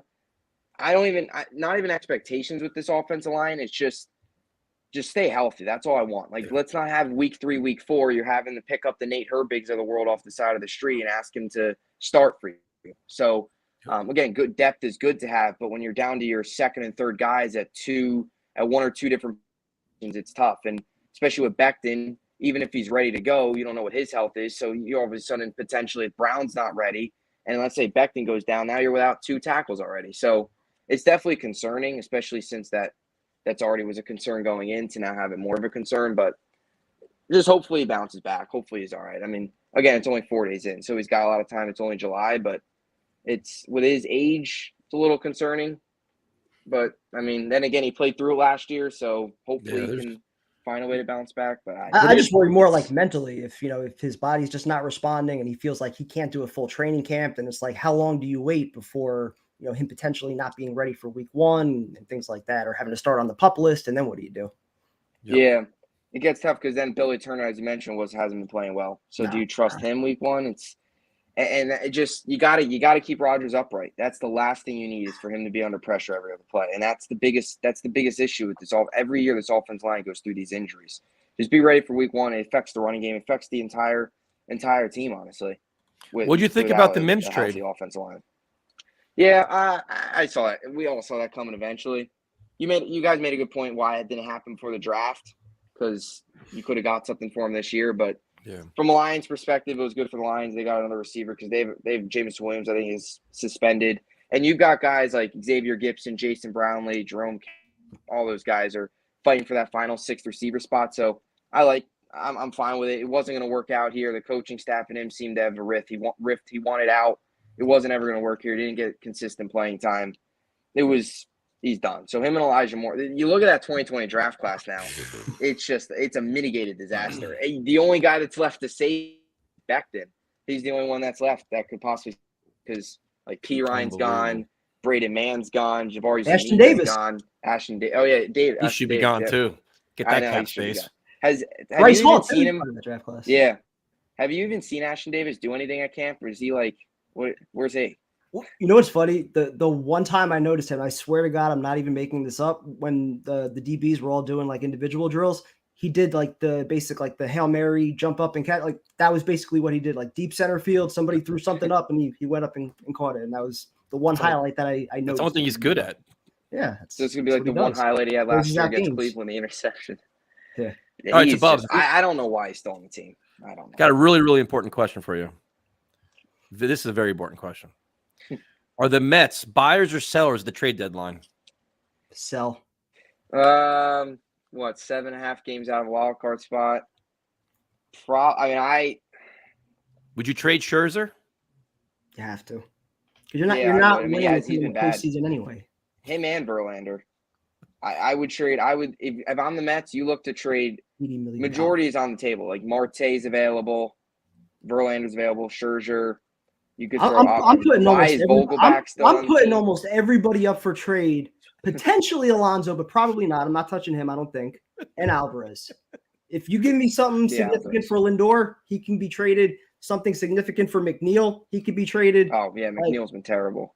Maybe Nimmo I'll throw in there also as being untouchable, but yeah, not many guys that you look at right now as being untouchable on this team. There's not many. There's definitely not many. I just don't see why. It doesn't make any sense to buy potentially. Steve Cohen's mentioned giving up or wanting to build up the farm system. Why give up the farm to bring in another starter or another bullpen guy or another bat to be 7.5 games out of a wild card spot? Like if you were 2 games out, okay, I can understand. But 7 games out, and the wild card, like you still got the Phillies and all those teams ahead of you. It's just they need to get younger. They need to get faster. Younger, faster, stock up on prospects, and then just put that money to use again next year. Do something else with it. So, Bubs, how does everybody follow all of your content, man? You're cranking out all kinds of content. So my YouTube is just Bubs on Sports. That's on YouTube, and then my Jets podcast is on In the with Gangrene. That's on Apple Podcast. I think it's also on some other networks, but the main one is just Apple.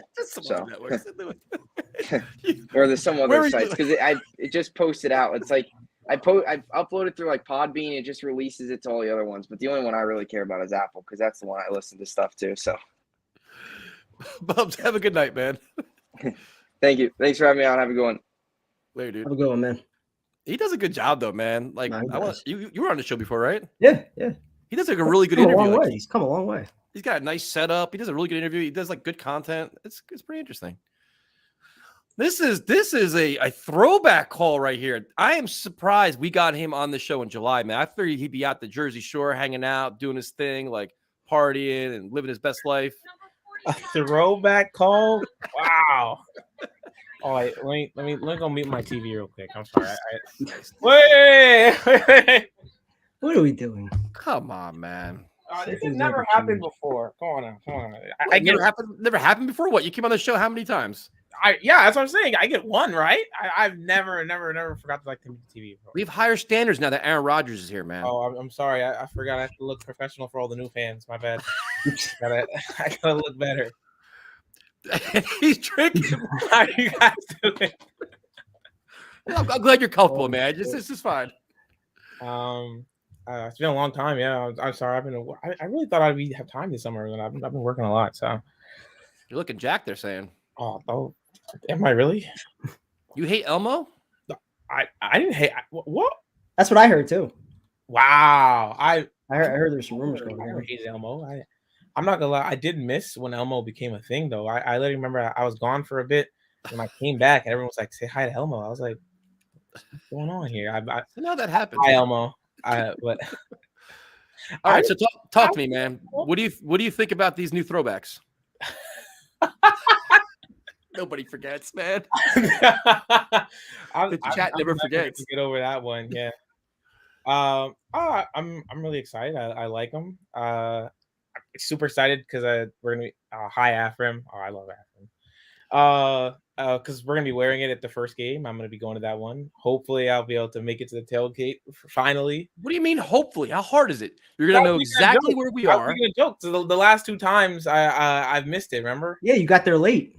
Yeah. Neither time was my fault. I feel like I whose fault is it? My ride, honestly. Get a better ride. Mm-hmm.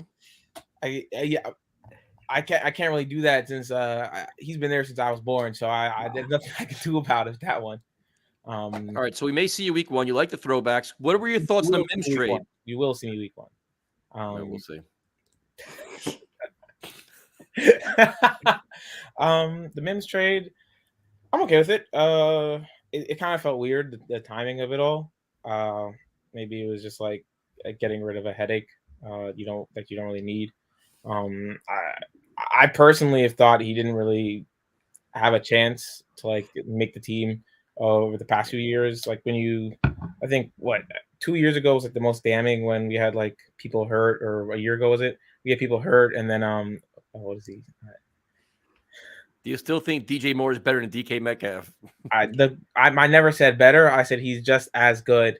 I was right about AJ Brown. I think DJ Moore he was even stuck in QB hell. I mean, now he's in Chicago. I don't think that's much better, but I guess we'll see. You gotta just watch him play. Well, Justin Fields says he's gonna throw for 4,000 yards, didn't he? He said that. I did see that. I don't know about that. We'll see. I'm not sure about that one. But all right, so we'll get to more important shit. Yeah. What are your thoughts about Aaron Rodgers with the Jets, man? The whole, I mean, Aaron Rodgers, I think, has been more than we all anticipate at this point, just how he's so actively involved with the team and just really embracing every aspect of being a Jet. What are your thoughts, man? Are you excited? Are you surprised? What do you think? I'm super excited. I was kind of surprised, but then you can't post comments when you you can throw the rule with Javin is don't read the comment. He gets so sidetracked so easily. Every time you come on, I post the comments on purpose just to watch you be mid thought and just screw it up. I was super excited. Basically, when he first got here, I was all like, oh, he doesn't really need to show up to these things. But ever since like I seen him on Pat McAfee since like the beginning, he seemed like this is something he's like super invested in, super locked in for. So, I wasn't actually like super surprised to see him actually start showing up to these things and mentoring people and actually trying to like, go out with the players, go out with Sauce, talk to the players and stuff. And like actually just trying to integrate himself into this team as well as possible. So that wasn't something that really surprised me. And I'm just super ecstatic. Just like literally, I mean, to me, I feel like how many times he's hit super so far? It had to be at least 12, right? Oh Jesus. Right? He's excited. He's super excited. Just lean into it, honestly. Like with our defense and with the way Rodgers is, we really don't even need him to be MVP Rodgers. I mean, I would love to see that. That would be insane. But the level of quarterback play that we need to actually be Super Bowl contenders is something that like Rodgers instantly brings to us. And I think as long as our defense continues and steps up even more, which it seems like they are doing off of like the first few days of OTAs, then I think we're in for a super exciting season. A Super Bowl season? I think so. I think it's potentially on the horizon. Can our tight ends be schemed open? Well, Rodgers tends to feature the tight ends, which is good. And do you think Conklin is in line to have a huge year, bigger than we think? Hopefully. I bought into the Conklin last year off training camp, and then like the first few weeks came and he couldn't catch the ball. Or hold on to it. So we'll see how that goes. But I think, can they be schemed open? Yeah, I think Rodgers also is gonna just find spaces for them to be like little pockets of space, and his brain pre-snap is like one of the best we've ever seen. So that's easy. That's a no-brainer. The guy can make Pro Bowlers out of bums. He's a special quarterback. So obviously, I expect our tight end play to improve for the first time in forever. Which sadly we didn't get with LaFleur, which started the whole tight end discussion. So Primetime, what did you see out of Conklin Primetime? Because it seemed like he was making a lot of big catches in practice. Yeah, he looks good, man. He also looks bigger, getting some yards after the catch. Rodgers is always looking for him, especially underneath on some of the checkdowns. So I think you're going to see him get 70, 80 catches this year. Really? I think he's going to separate himself from Uzama. Really? Yeah.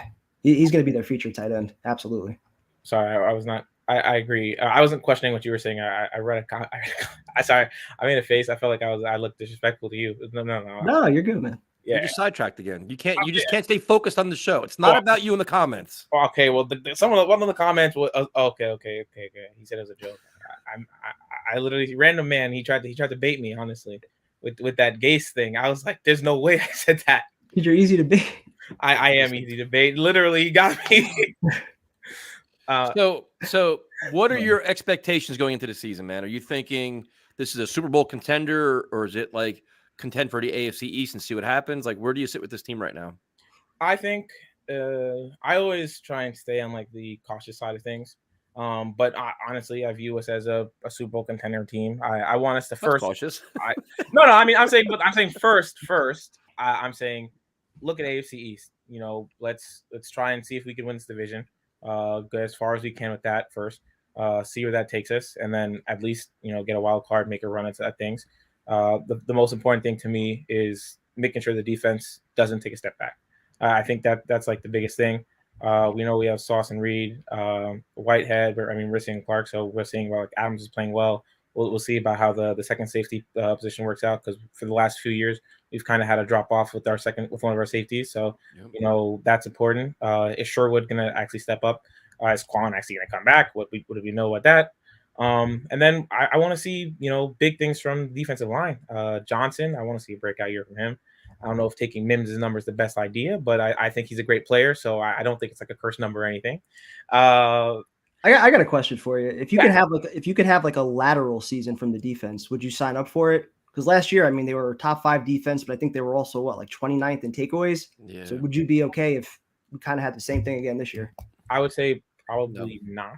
But not in that I was disappointed with our defense last year. I do feel like at times they let us down in some ways. Yeah. But especially in the second half of the year. Couldn't stop the run either. Yeah, I felt like there were, like, for example, like there were times where I think it was the Lions game when they drove basically all the way down the field in like the beginning of the game, and then they tried to go for it on 4th down, and we got to stop. It's like, oh, we got to stop. But it's like the offense is starting on like the 2-yard line. It's like we didn't really do much.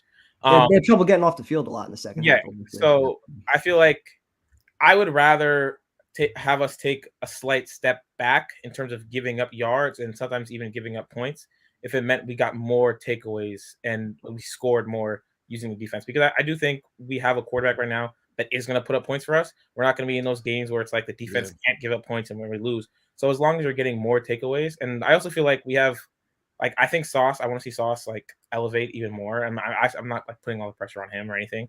But we also have like younger guys and guys on the line who I want to see have a better season. Like Lawson needs to step up. I'd like to see JFM. I want to see. I have no clue what McDonald's going to bring, but I'm excited to see that. I like to see more from just basically everyone out there. I think Quinnen is just literally potentially the best D tackle in the whole. Well, I also think not being on the field 35, 40 minutes a game is going to help him too. Where like you don't have to hold him down to 6 points, 10 points. You'd be a lot more aggressive. You could have a lead. Or actually playing 90% of snaps, like a top interior defensive lineman should. No, he got to play 50%, so he has 100%. All right, here's one for you. What is Garrett Wilson's stat line at the end of the year? Stat line? I don't know if I could give that to you, but I'll give you first team All Pro. No. That wasn't the question. I can't. What do you want me to? Okay. So first team All Pro, you're saying like 115 for 1,600 yards and like I think Garrett stays healthy. I think Garrett's poised for an outstanding year. I don't think. How many catches? Over 100 easy. Easy. Oof. If him and Rodgers seem to have that connection, we've seen how Rodgers does with great receivers, like him and Devontae. I seen Devontae even made a little comment on Garrett, talking about these two are gonna be special. Rodgers feeds the guys who get open, and if they start to get that connection, like there's those plays where the ball's not even schemed to him, and he'll just look at him pre-snap and be like, all right, and then he'll be like, okay, I got it, and then easy pass, easy catch. And so I think like Garrett has the potential to be over 100 yards, over 13, 14, 15 potential. There you go. So, John, this call wasn't that bad. You started off a little rough. You got sidetracked like 3 or 4 times, and you said the word super about 35 times. Other than that, this call was fine. I played into it. So, kind of. So, what are you doing the rest of the summer? Anything good? Right now I'm just working a lot, going to the quad ball champs in like August. So it's that. Watching the Jets, see if I can get some training camp tickets. I never even got a chance in the last one. So there's that. You screwed me too, or else I would have hooked you up. See, yeah, I was pissed. I would have loved to go to a. I haven't gone to a freaking. I haven't missed a no. I'll be here during the season. Once I'm in school, I'm not working every day, so I can actually come on and get to like. I've been watching the episodes on my free time, but I've not been able to like come on every day. But you know, I think I've gone to training camp the last like 3 summers, and like I feel like this year I don't know if I'm gonna be able to get it. What do you think of KJ Duff committing the Rutgers? You want me to be completely honest? No, I want you to lie to us. I'm gonna be no. To be completely honest, I'm gonna be a 5th-year senior at Rutgers. I have checked out our football team 2 years ago. They fucking stink. I do not care. I'm sorry. Well, that's what you really feel. Yeah. Yep. I remember. I remember the time I checked out. It was like I was on the bus on the way to a game. After, and I was a little late because I was at a party, a little pregame party. Late. There's a little trend with you. It was the first quarter still. If it's the first quarter and I'm on the bus to the game and you're down 3-4 scores, I'm done with you. I'm sorry. It's not happening. So, you know, the team stinks. Like I can't tell you what to say. The basketball team has let me down, but the football team, definitely, I'm done with them. They stink. Perfect. Just the answer I was looking for. Java, good talking to you, man. If we don't see you week 1, we're gonna riot. I will definitely better be there. I will. Have a good night, man. Good night, guys. Night, man. I'll see you in a few weeks. Or yes, sir. Well, this has I cut him off. This has the full like this is a full football. This is like we're backstream. All the old timers, new timers, the chat's raring to go. Full force, man. It is crazy. My bad. I thought he was done talking. I thought my bad. I'll apologize to him. All right, prime time. We made it through an hour and a half. Oh, we got to bring our cleanup hitter on. I haven't talked to Jose in friggin' so long. A minute for me too, man. Did you ever go on his show? I did. You talked rap. I guess you didn't wait to tune in. Thanks, man. Appreciate the support. I've been a little busy, man. A little busy. I have a new favorite rapper too. That I'm gonna get Jose's thoughts on. What's up, man? My God. Where the hell you been? It's that time. I've been hibernating.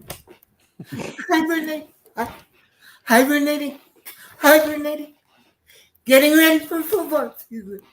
And now we're here. We made it. Finally made it. Finally we're here.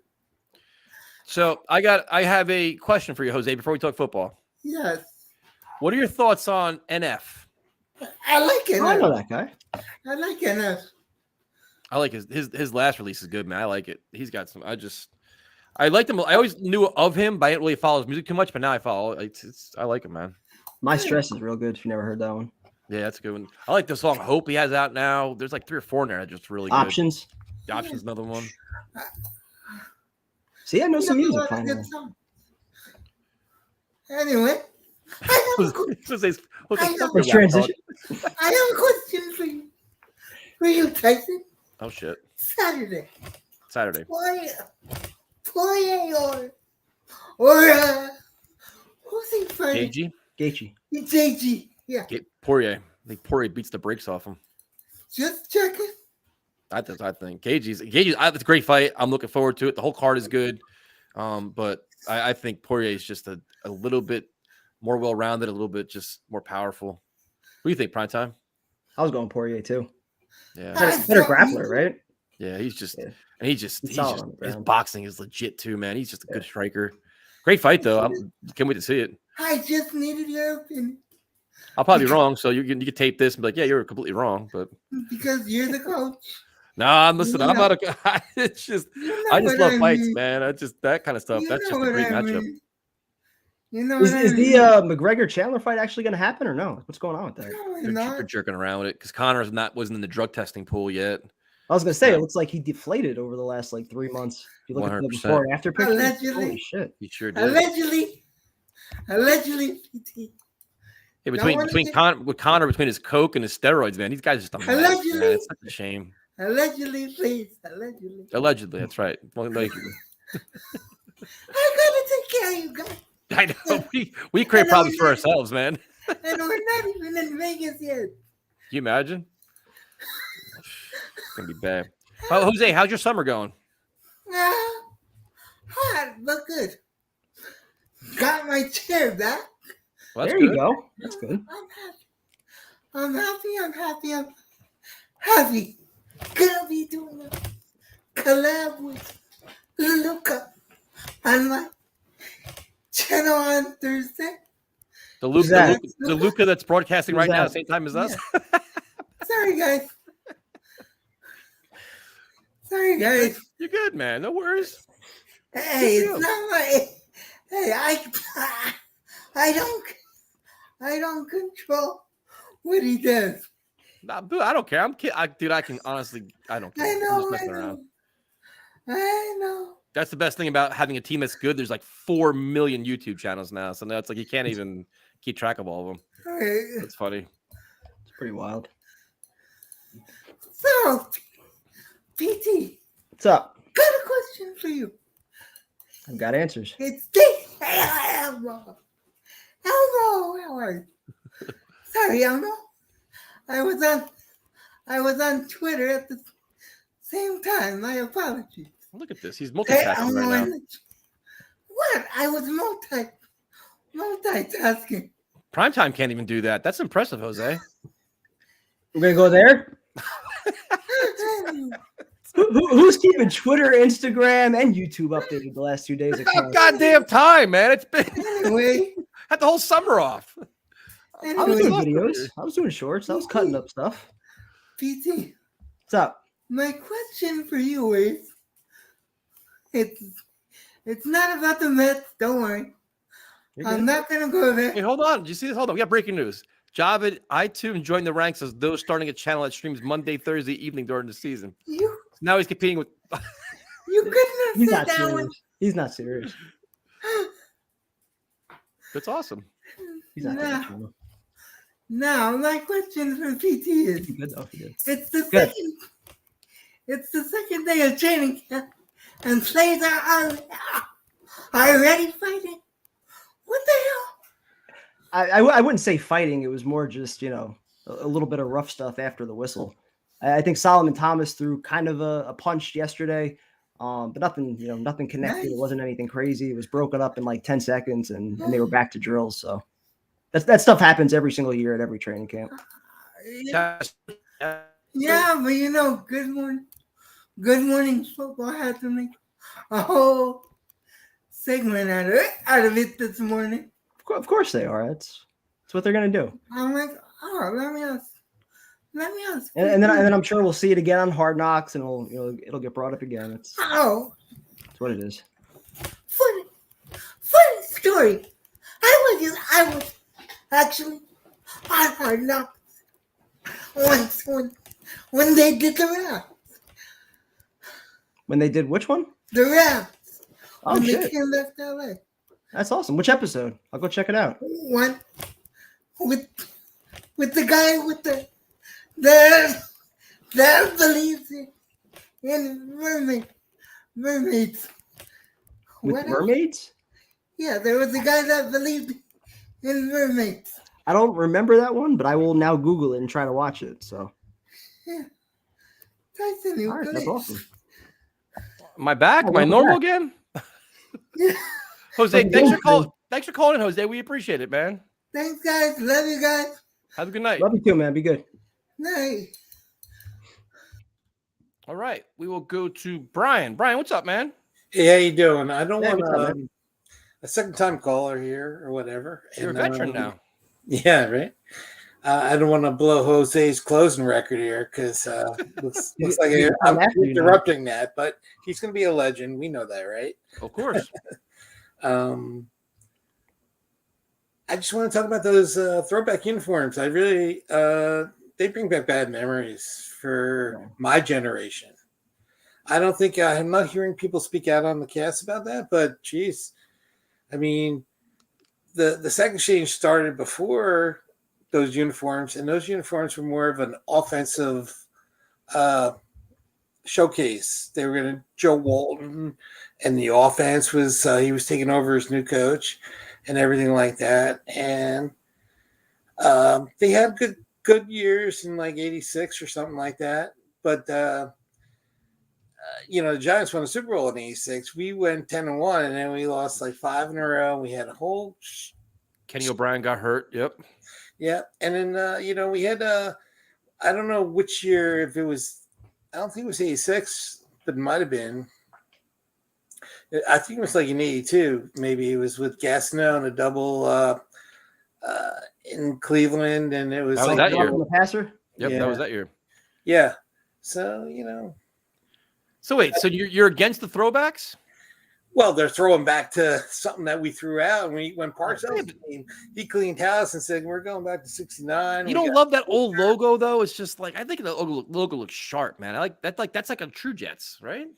Well, Parcells. Well, I mean, yeah, I would like something like a silver helmet, like a. I don't know if it's a silver helmet, but you know what I'm talking about. Like, like a jet thing, but just those, like even your logo is better than their logo. I mean, it just brings back memories, I love it, man. I think it's awesome. I like the old school look. I think it's just, I don't know. I think Well, I the hate it, second exchange was great, but they're not even honoring them. They're in the advertisement I got in my email or something. It was all offensive players talking about. well, no, they're gonna give Joe Klecko his ring when they had those on in the game.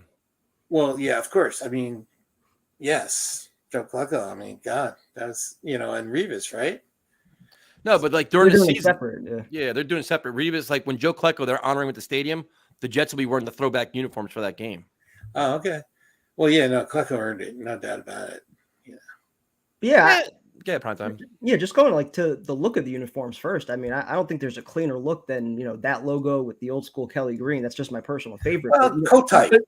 Yeah, no, I get that, but like even 2 years of being about worst the team bad in memories. football. Like for me, like yes, the product on the field, yeah, bad memories watching the games, but like that was also a time where you had the 80,000 fans when that they were all all the same started. every year. That It was is the it core was a of different kind of the- stadium environment that, at least for me, was like those were good childhood memories. The football product wasn't great, but the stadium environment was something that was special. And so just seeing the logo back, like that's nostalgic for me. So Yeah, me You're too. right. That's why I said you're my generation. Your generation is different, I get it. Yeah. Because it's a lot of pain for us. Not me. I mean, the whole not just that year. The last freaking 12 years has been pain too. Like I can give a shit. I just like the logo in general. I think it just looks badass. I think just what's that picture behind you? Is that a mushroom? That's a fish, right? Rick and Morty tapestry thing. Oh, nice. That's cool, man. Yeah. See, Rick, you can see him right there. Yeah. Everybody check out your artwork behind you. It's not my artwork. I don't. I do art, but I only copy art. I'm not creative. I can't. I'm trying, but. So did the throwback uniforms take away any of your excitement, or you're still excited about the team? Oh yeah, no, I'm totally excited, but I just want to keep calm because we've had, Chad Pennington and Tom Brady came up exactly the same time, and one guy's hand got destroyed, like mutilated into like pieces, and the other guy went and became like God. So we're due, man. We're due. The football guys. No, we're not due. We're not due. No, we're I'm just due. saying, Due as in due. Like we're due for good luck. But he looks great. I mean, Rodgers looks great. Yeah, no, it's gonna be exciting, man. I just don't like him flicking. Everything I see in practice is like this sidearm crap. Come on, man. What are you fucking And kidding me, he man? does it effortlessly with pinpoint accuracy. You don't But like is that this sidearm? normal? I don't know. Is that normal? Honestly, You know what it is? It's it's because not that uncommon, honestly, because the way the Mahomes football does is it. shaped, Josh Allen when does you it. get a little Now, bit of what's sidearm his with it, it name? makes it easier to spiral, I think. Shaq is doing this. Yeah, I mean, let's Big difference though when you watch where Zach's footballs go when he does it versus Rodgers. I he's mean, one of the best he can quarterbacks ever control played it the game. wherever he's going with it. So No, I'm just saying. I'm looking at these clips and I'm like, why is he flicking it around? Why is he taking Because it he can. serious? Because It's like nothing for him, right? Yeah, it's like it's legitimate, unique arm talent that makes him separates from everybody else. Yeah, and That's a Cap quick where he release, broke the too. touchdown record, right? In the first week. it's gonna shatter that. I mean, because the Jets offense usually scores like 1 or 2 a year, right? I mean, Brian, have a good night, man. Have a good night. Thanks for all calling right. in. I love you Good night, guys. man. Number one podcast, by the way. Thank you, man. We appreciate Thank it. you, man. He started out with not liking the jerseys. Then he doesn't like the fact that Aaron Rodgers is creative. We're back. The show is definitely back. We're How definitely are we back. not excited right now? Come on. We got to bring some excitement in now. Save us, Afram. What is it to save? It's a great show. So, Afram, do the throwbacks remind you of Jet Pain? No, it reminds me of good times I had during that time period. Exactly. Too. The bright side. I wish they had the helmet that same color instead of that shiny green. Me too. I said that to my dad also. Yeah, just if you're gonna change it for 2 games, you could change the helmet for 2 games. Agreed. Be an Just expensive the color. change. I mean, you're gonna still have the same design. What's up, Garrett? He didn't say hi to Javid. Where's Balls? Oh, I said hi, what's up, Javid, before when he was on. But hi, Javid. I wondered if the show would tank if we became good. Glad nothing's changed. Yeah, we're not. We just, no. It's the best show on the net. It's just going to get worse. We're going to get more exposure because people are going to watch it and be like, these guys are Oh, clowns. Where is Balls at that? We haven't seen him in a couple weeks. I haven't seen him in a while. Balls. Yeah. Also, your music director hasn't been on in. He's fired. Yeah. Cassandra, Yeah, she hasn't been on in a long time. She blocked us, I think. No, she blocked me, not you. No, I don't think that's right. She didn't block me, I don't think. Just you. Oh, you were rude to her. No, Always. she claimed it was because everybody else was like tagging me in her posts, like trying to set us up. I never. Canada, you're in Jersey. I know. It's a long drive. It's not an easy ride. You can pull that off. Afram, what were your thoughts on the Mims trade? It was inevitable to look like. I think they held on to him until they could find someone who could step in that spot. I wish him luck in Detroit. We got something. Just bad circumstances. The kid never did anything wrong, as far as I'm concerned. Didn't do much right either. Ate some bad fish.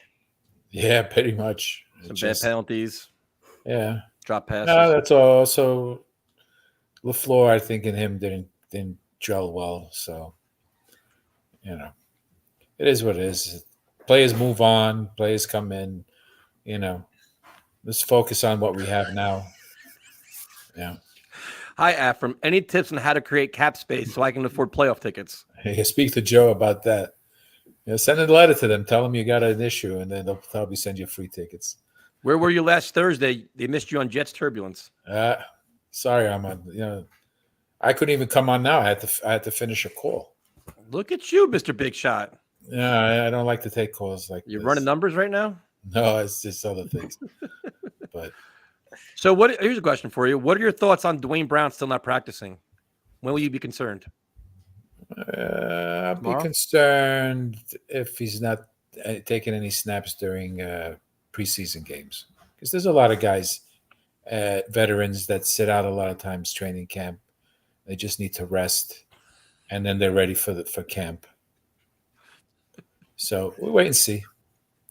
So you'd be okay if It gives Becton the opportunity to win that left tackle position. So you'd be okay though if he doesn't play at all in the preseason, or like at some point do you want to see him out? No, there? if you see him in the preseason, the same amount of snaps for the first team and see what goes on. We really don't know. They don't tell you don't get much true information from them on press conferences. They're not going to tell you his status, especially with Salah. His track record is terrible. Well, it is. It's what they tell me. Don't mention this. Don't mention that.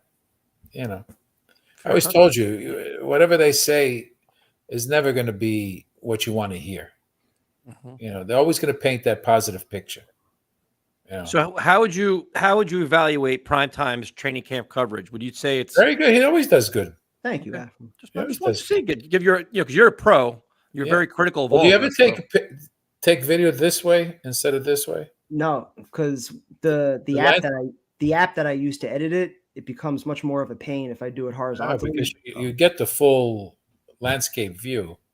I would see more in the shot, but then when it comes to like trying to like adjust all the frames and everything, it becomes so much more work. So you can't just take it and just upload it? If I do it horizontally, you'll see like some of the videos from last year on Instagram, they get like all stretched out. It looks like so it doesn't transcode on well into the yeah.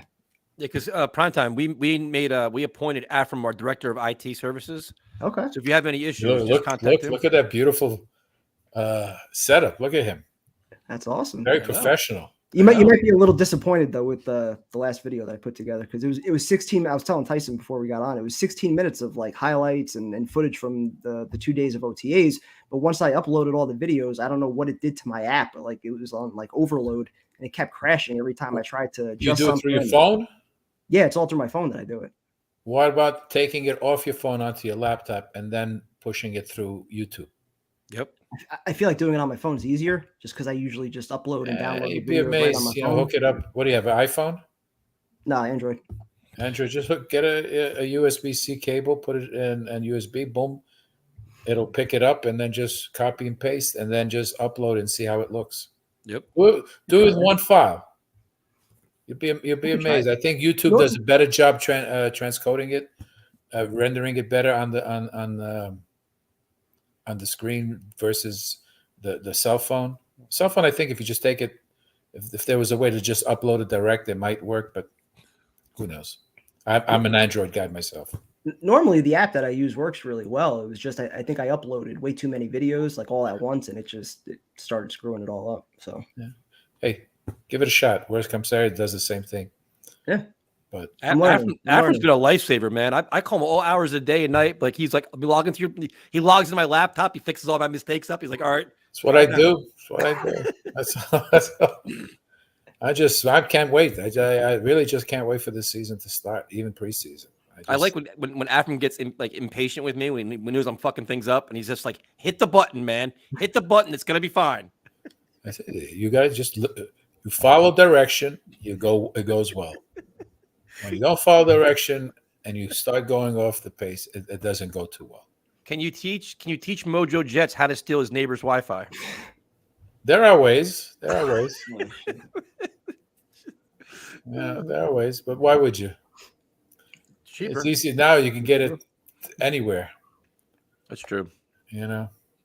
But I was going to ask you. We were talking about Cook, but do you know that Buffalo lost a running back? Hines out for the year. Nitsky, I think now Cook can use that for leverage now. Hines had no role in that team. How many carries? They still need running backs. They still need a running back. You're not going to go from like a fringe guy to a guy that's going to make $6 million a year. Well, the highest running back last year is on another team. They didn't even hold on to him. They still have his brother, right? They still have his brother. Yep. Does he want to compete with his brother too? Who knows? Nope, probably not. But I'd like to have Kareem Hunt because he's there for 1 year. Split the difference with Carter and Bam until Brees comes back. I want Fournette too. Did he go to the Patriots? I know the Patriots. They brought him in for a visit. I don't think he signed with them though, right? No, they haven't brought it. They haven't signed anyone. I don't think anyone wants to play with them anymore. To be honest, Belichick's cooked. No one. A lot of things are coming out. They don't like to play for him. They don't have good experiences. They don't have any fun because they have no quarterback. They can't win. That's all. In that, and just they don't. It's all business. There's now you talk with the Jets. Like you said, everyone helps each other. It's just amazing. Yeah. They're all looking out for each other. Rodgers has made a tremendous difference. Everyone's going to approve. Yep. Yeah. See, Armand's got all those little stats. He's the best for that. I know. Yeah, Armand's he's losing all kinds of weight. He looks great. He's inspiring the world right now. Yeah, but August. August for me can't come soon enough. But I can't wait for the first preseason game. We'll be watching it. Hall of Fame game. Our first stream of the year. When is that game? Well, yeah, of course. Like in a week or so, right? What? Is that a week or so, right? It's like it's on a Thursday night, isn't it?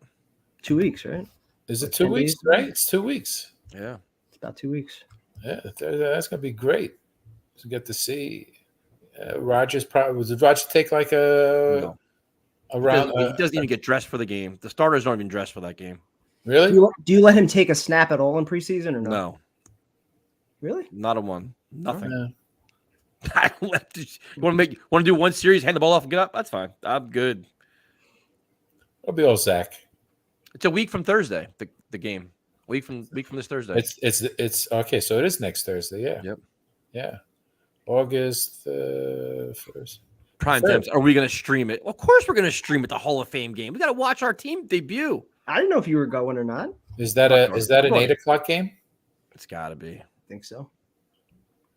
Big question: Are we going to stream Hard Knocks? When is that starting? August 8th. What? Watch it and stream at the same time? Yeah. You're asking a lot of me now. Because it's gonna be hard because you got to listen to it. That's a Sunday, isn't it? That's always a Sunday, isn't it? Hard Pretty Knocks. sure. I don't know. HBO is usually a Sunday night. That's usually their main attraction. The Jets are not doing it this year, I think, because they have the extra. They have the extra game this year. They're not doing that. Yeah, if they are, they haven't announced anything yet. And Browns? is Jets Drive doing the same at the same time? Yep. Yeah, both film crews were there Saturday, Sunday. Interesting. I prefer the Jet Drive one. Yeah, I mean, It should be interesting to see the comparison of how one's. Well, you know, you're going to get a different perspective probably. Yeah. From some of the things Well, online. you Things that get- maybe you don't get want you to see with- Jet Drive gives you their perspective, which is the home Very team perspective, friendly. Yes. and HBO will give a perspective they want to set up. Yep. Okay, it's not like you got to create a storyline that you're going to follow for a few weeks. exactly. So it's not always a news thing. It's how the story they want it to develop. Yep. Reality TV, basically. Of course. They That's set what we're here the- for. But we see who snubs them. That was going to be great. The players who snubbed them. Well, the Jets. I think the Jets are playing a little bit of hardball. They're not going to do certain things. They're not going to show certain things. Next Sunday too, Armin. That's gonna be interesting. I'm definitely looking forward to it. I mean, Jets and Metallica. What a combo! I can't wait. I'm gonna be deaf. Oh, is it going to be Tuesday? Hard Knocks Tuesday? Jets Drive is on Monday. Hard Knocks is on Tuesday. Even better. There you go. Really? That's interesting because that's usually a Live Sunday stream both of show. Hey, whatever. Yeah, it's gonna be. Listen, this is gonna be a good season. This is gonna be fun. 14-3, guys. There we go. Let's All right. do Let's this. not talk about injuries. Let's not talk about this. Let's talk about positivity and how this team's gonna just roll over everybody. Let's go. Afram, good seeing you. Glad you made it on. I know you're a very busy man, making up big money over there. Yeah, You find time for us two bozos. Have yourself a very good night, man. You too, and stay cool, guys. It's gonna be a hot week too. Again. Shit, Yes, I'm sir. sweating right now. No AC. Have a good night, man. Later, Take care. dude. Be well. All right, prime time. We went. I thought it was gonna be an hour show. We did a 2-hour show. Sweating, dude. Oh, Because you're so excited to be a Jet fan Gross. right now. Well, thank you guys for joining us. Tomorrow night we'll bring back more callers if you guys would like. Or if we want to do, want to do show tomorrow? I know we're yeah. friends. Are we friends again now? Now we're cool again. I mean, you invited me back on, so yeah. I invited you back. I give you a break, man. I let you like recharge your batteries a little bit. You know what I mean? Appreciate it. Thank you, man. Well, and seriously, dude, awesome job covering camp, man. Like your content was legit, man. Like just excellent analysis, great videos. It was really good, man. I was like, shit, I know that guy. I try, man. No, I know a lot of people got shut out for tickets. A lot of people that are just, different states, different countries, some different continents that follow us. So, I try to give everybody the fan perspective, and I appreciate everybody that tuned in. And thank you to the chat, man. The chat is definitely in almost regular season form for sure. So enjoy tonight. Talk to you guys tomorrow. And that's it. Have a good night.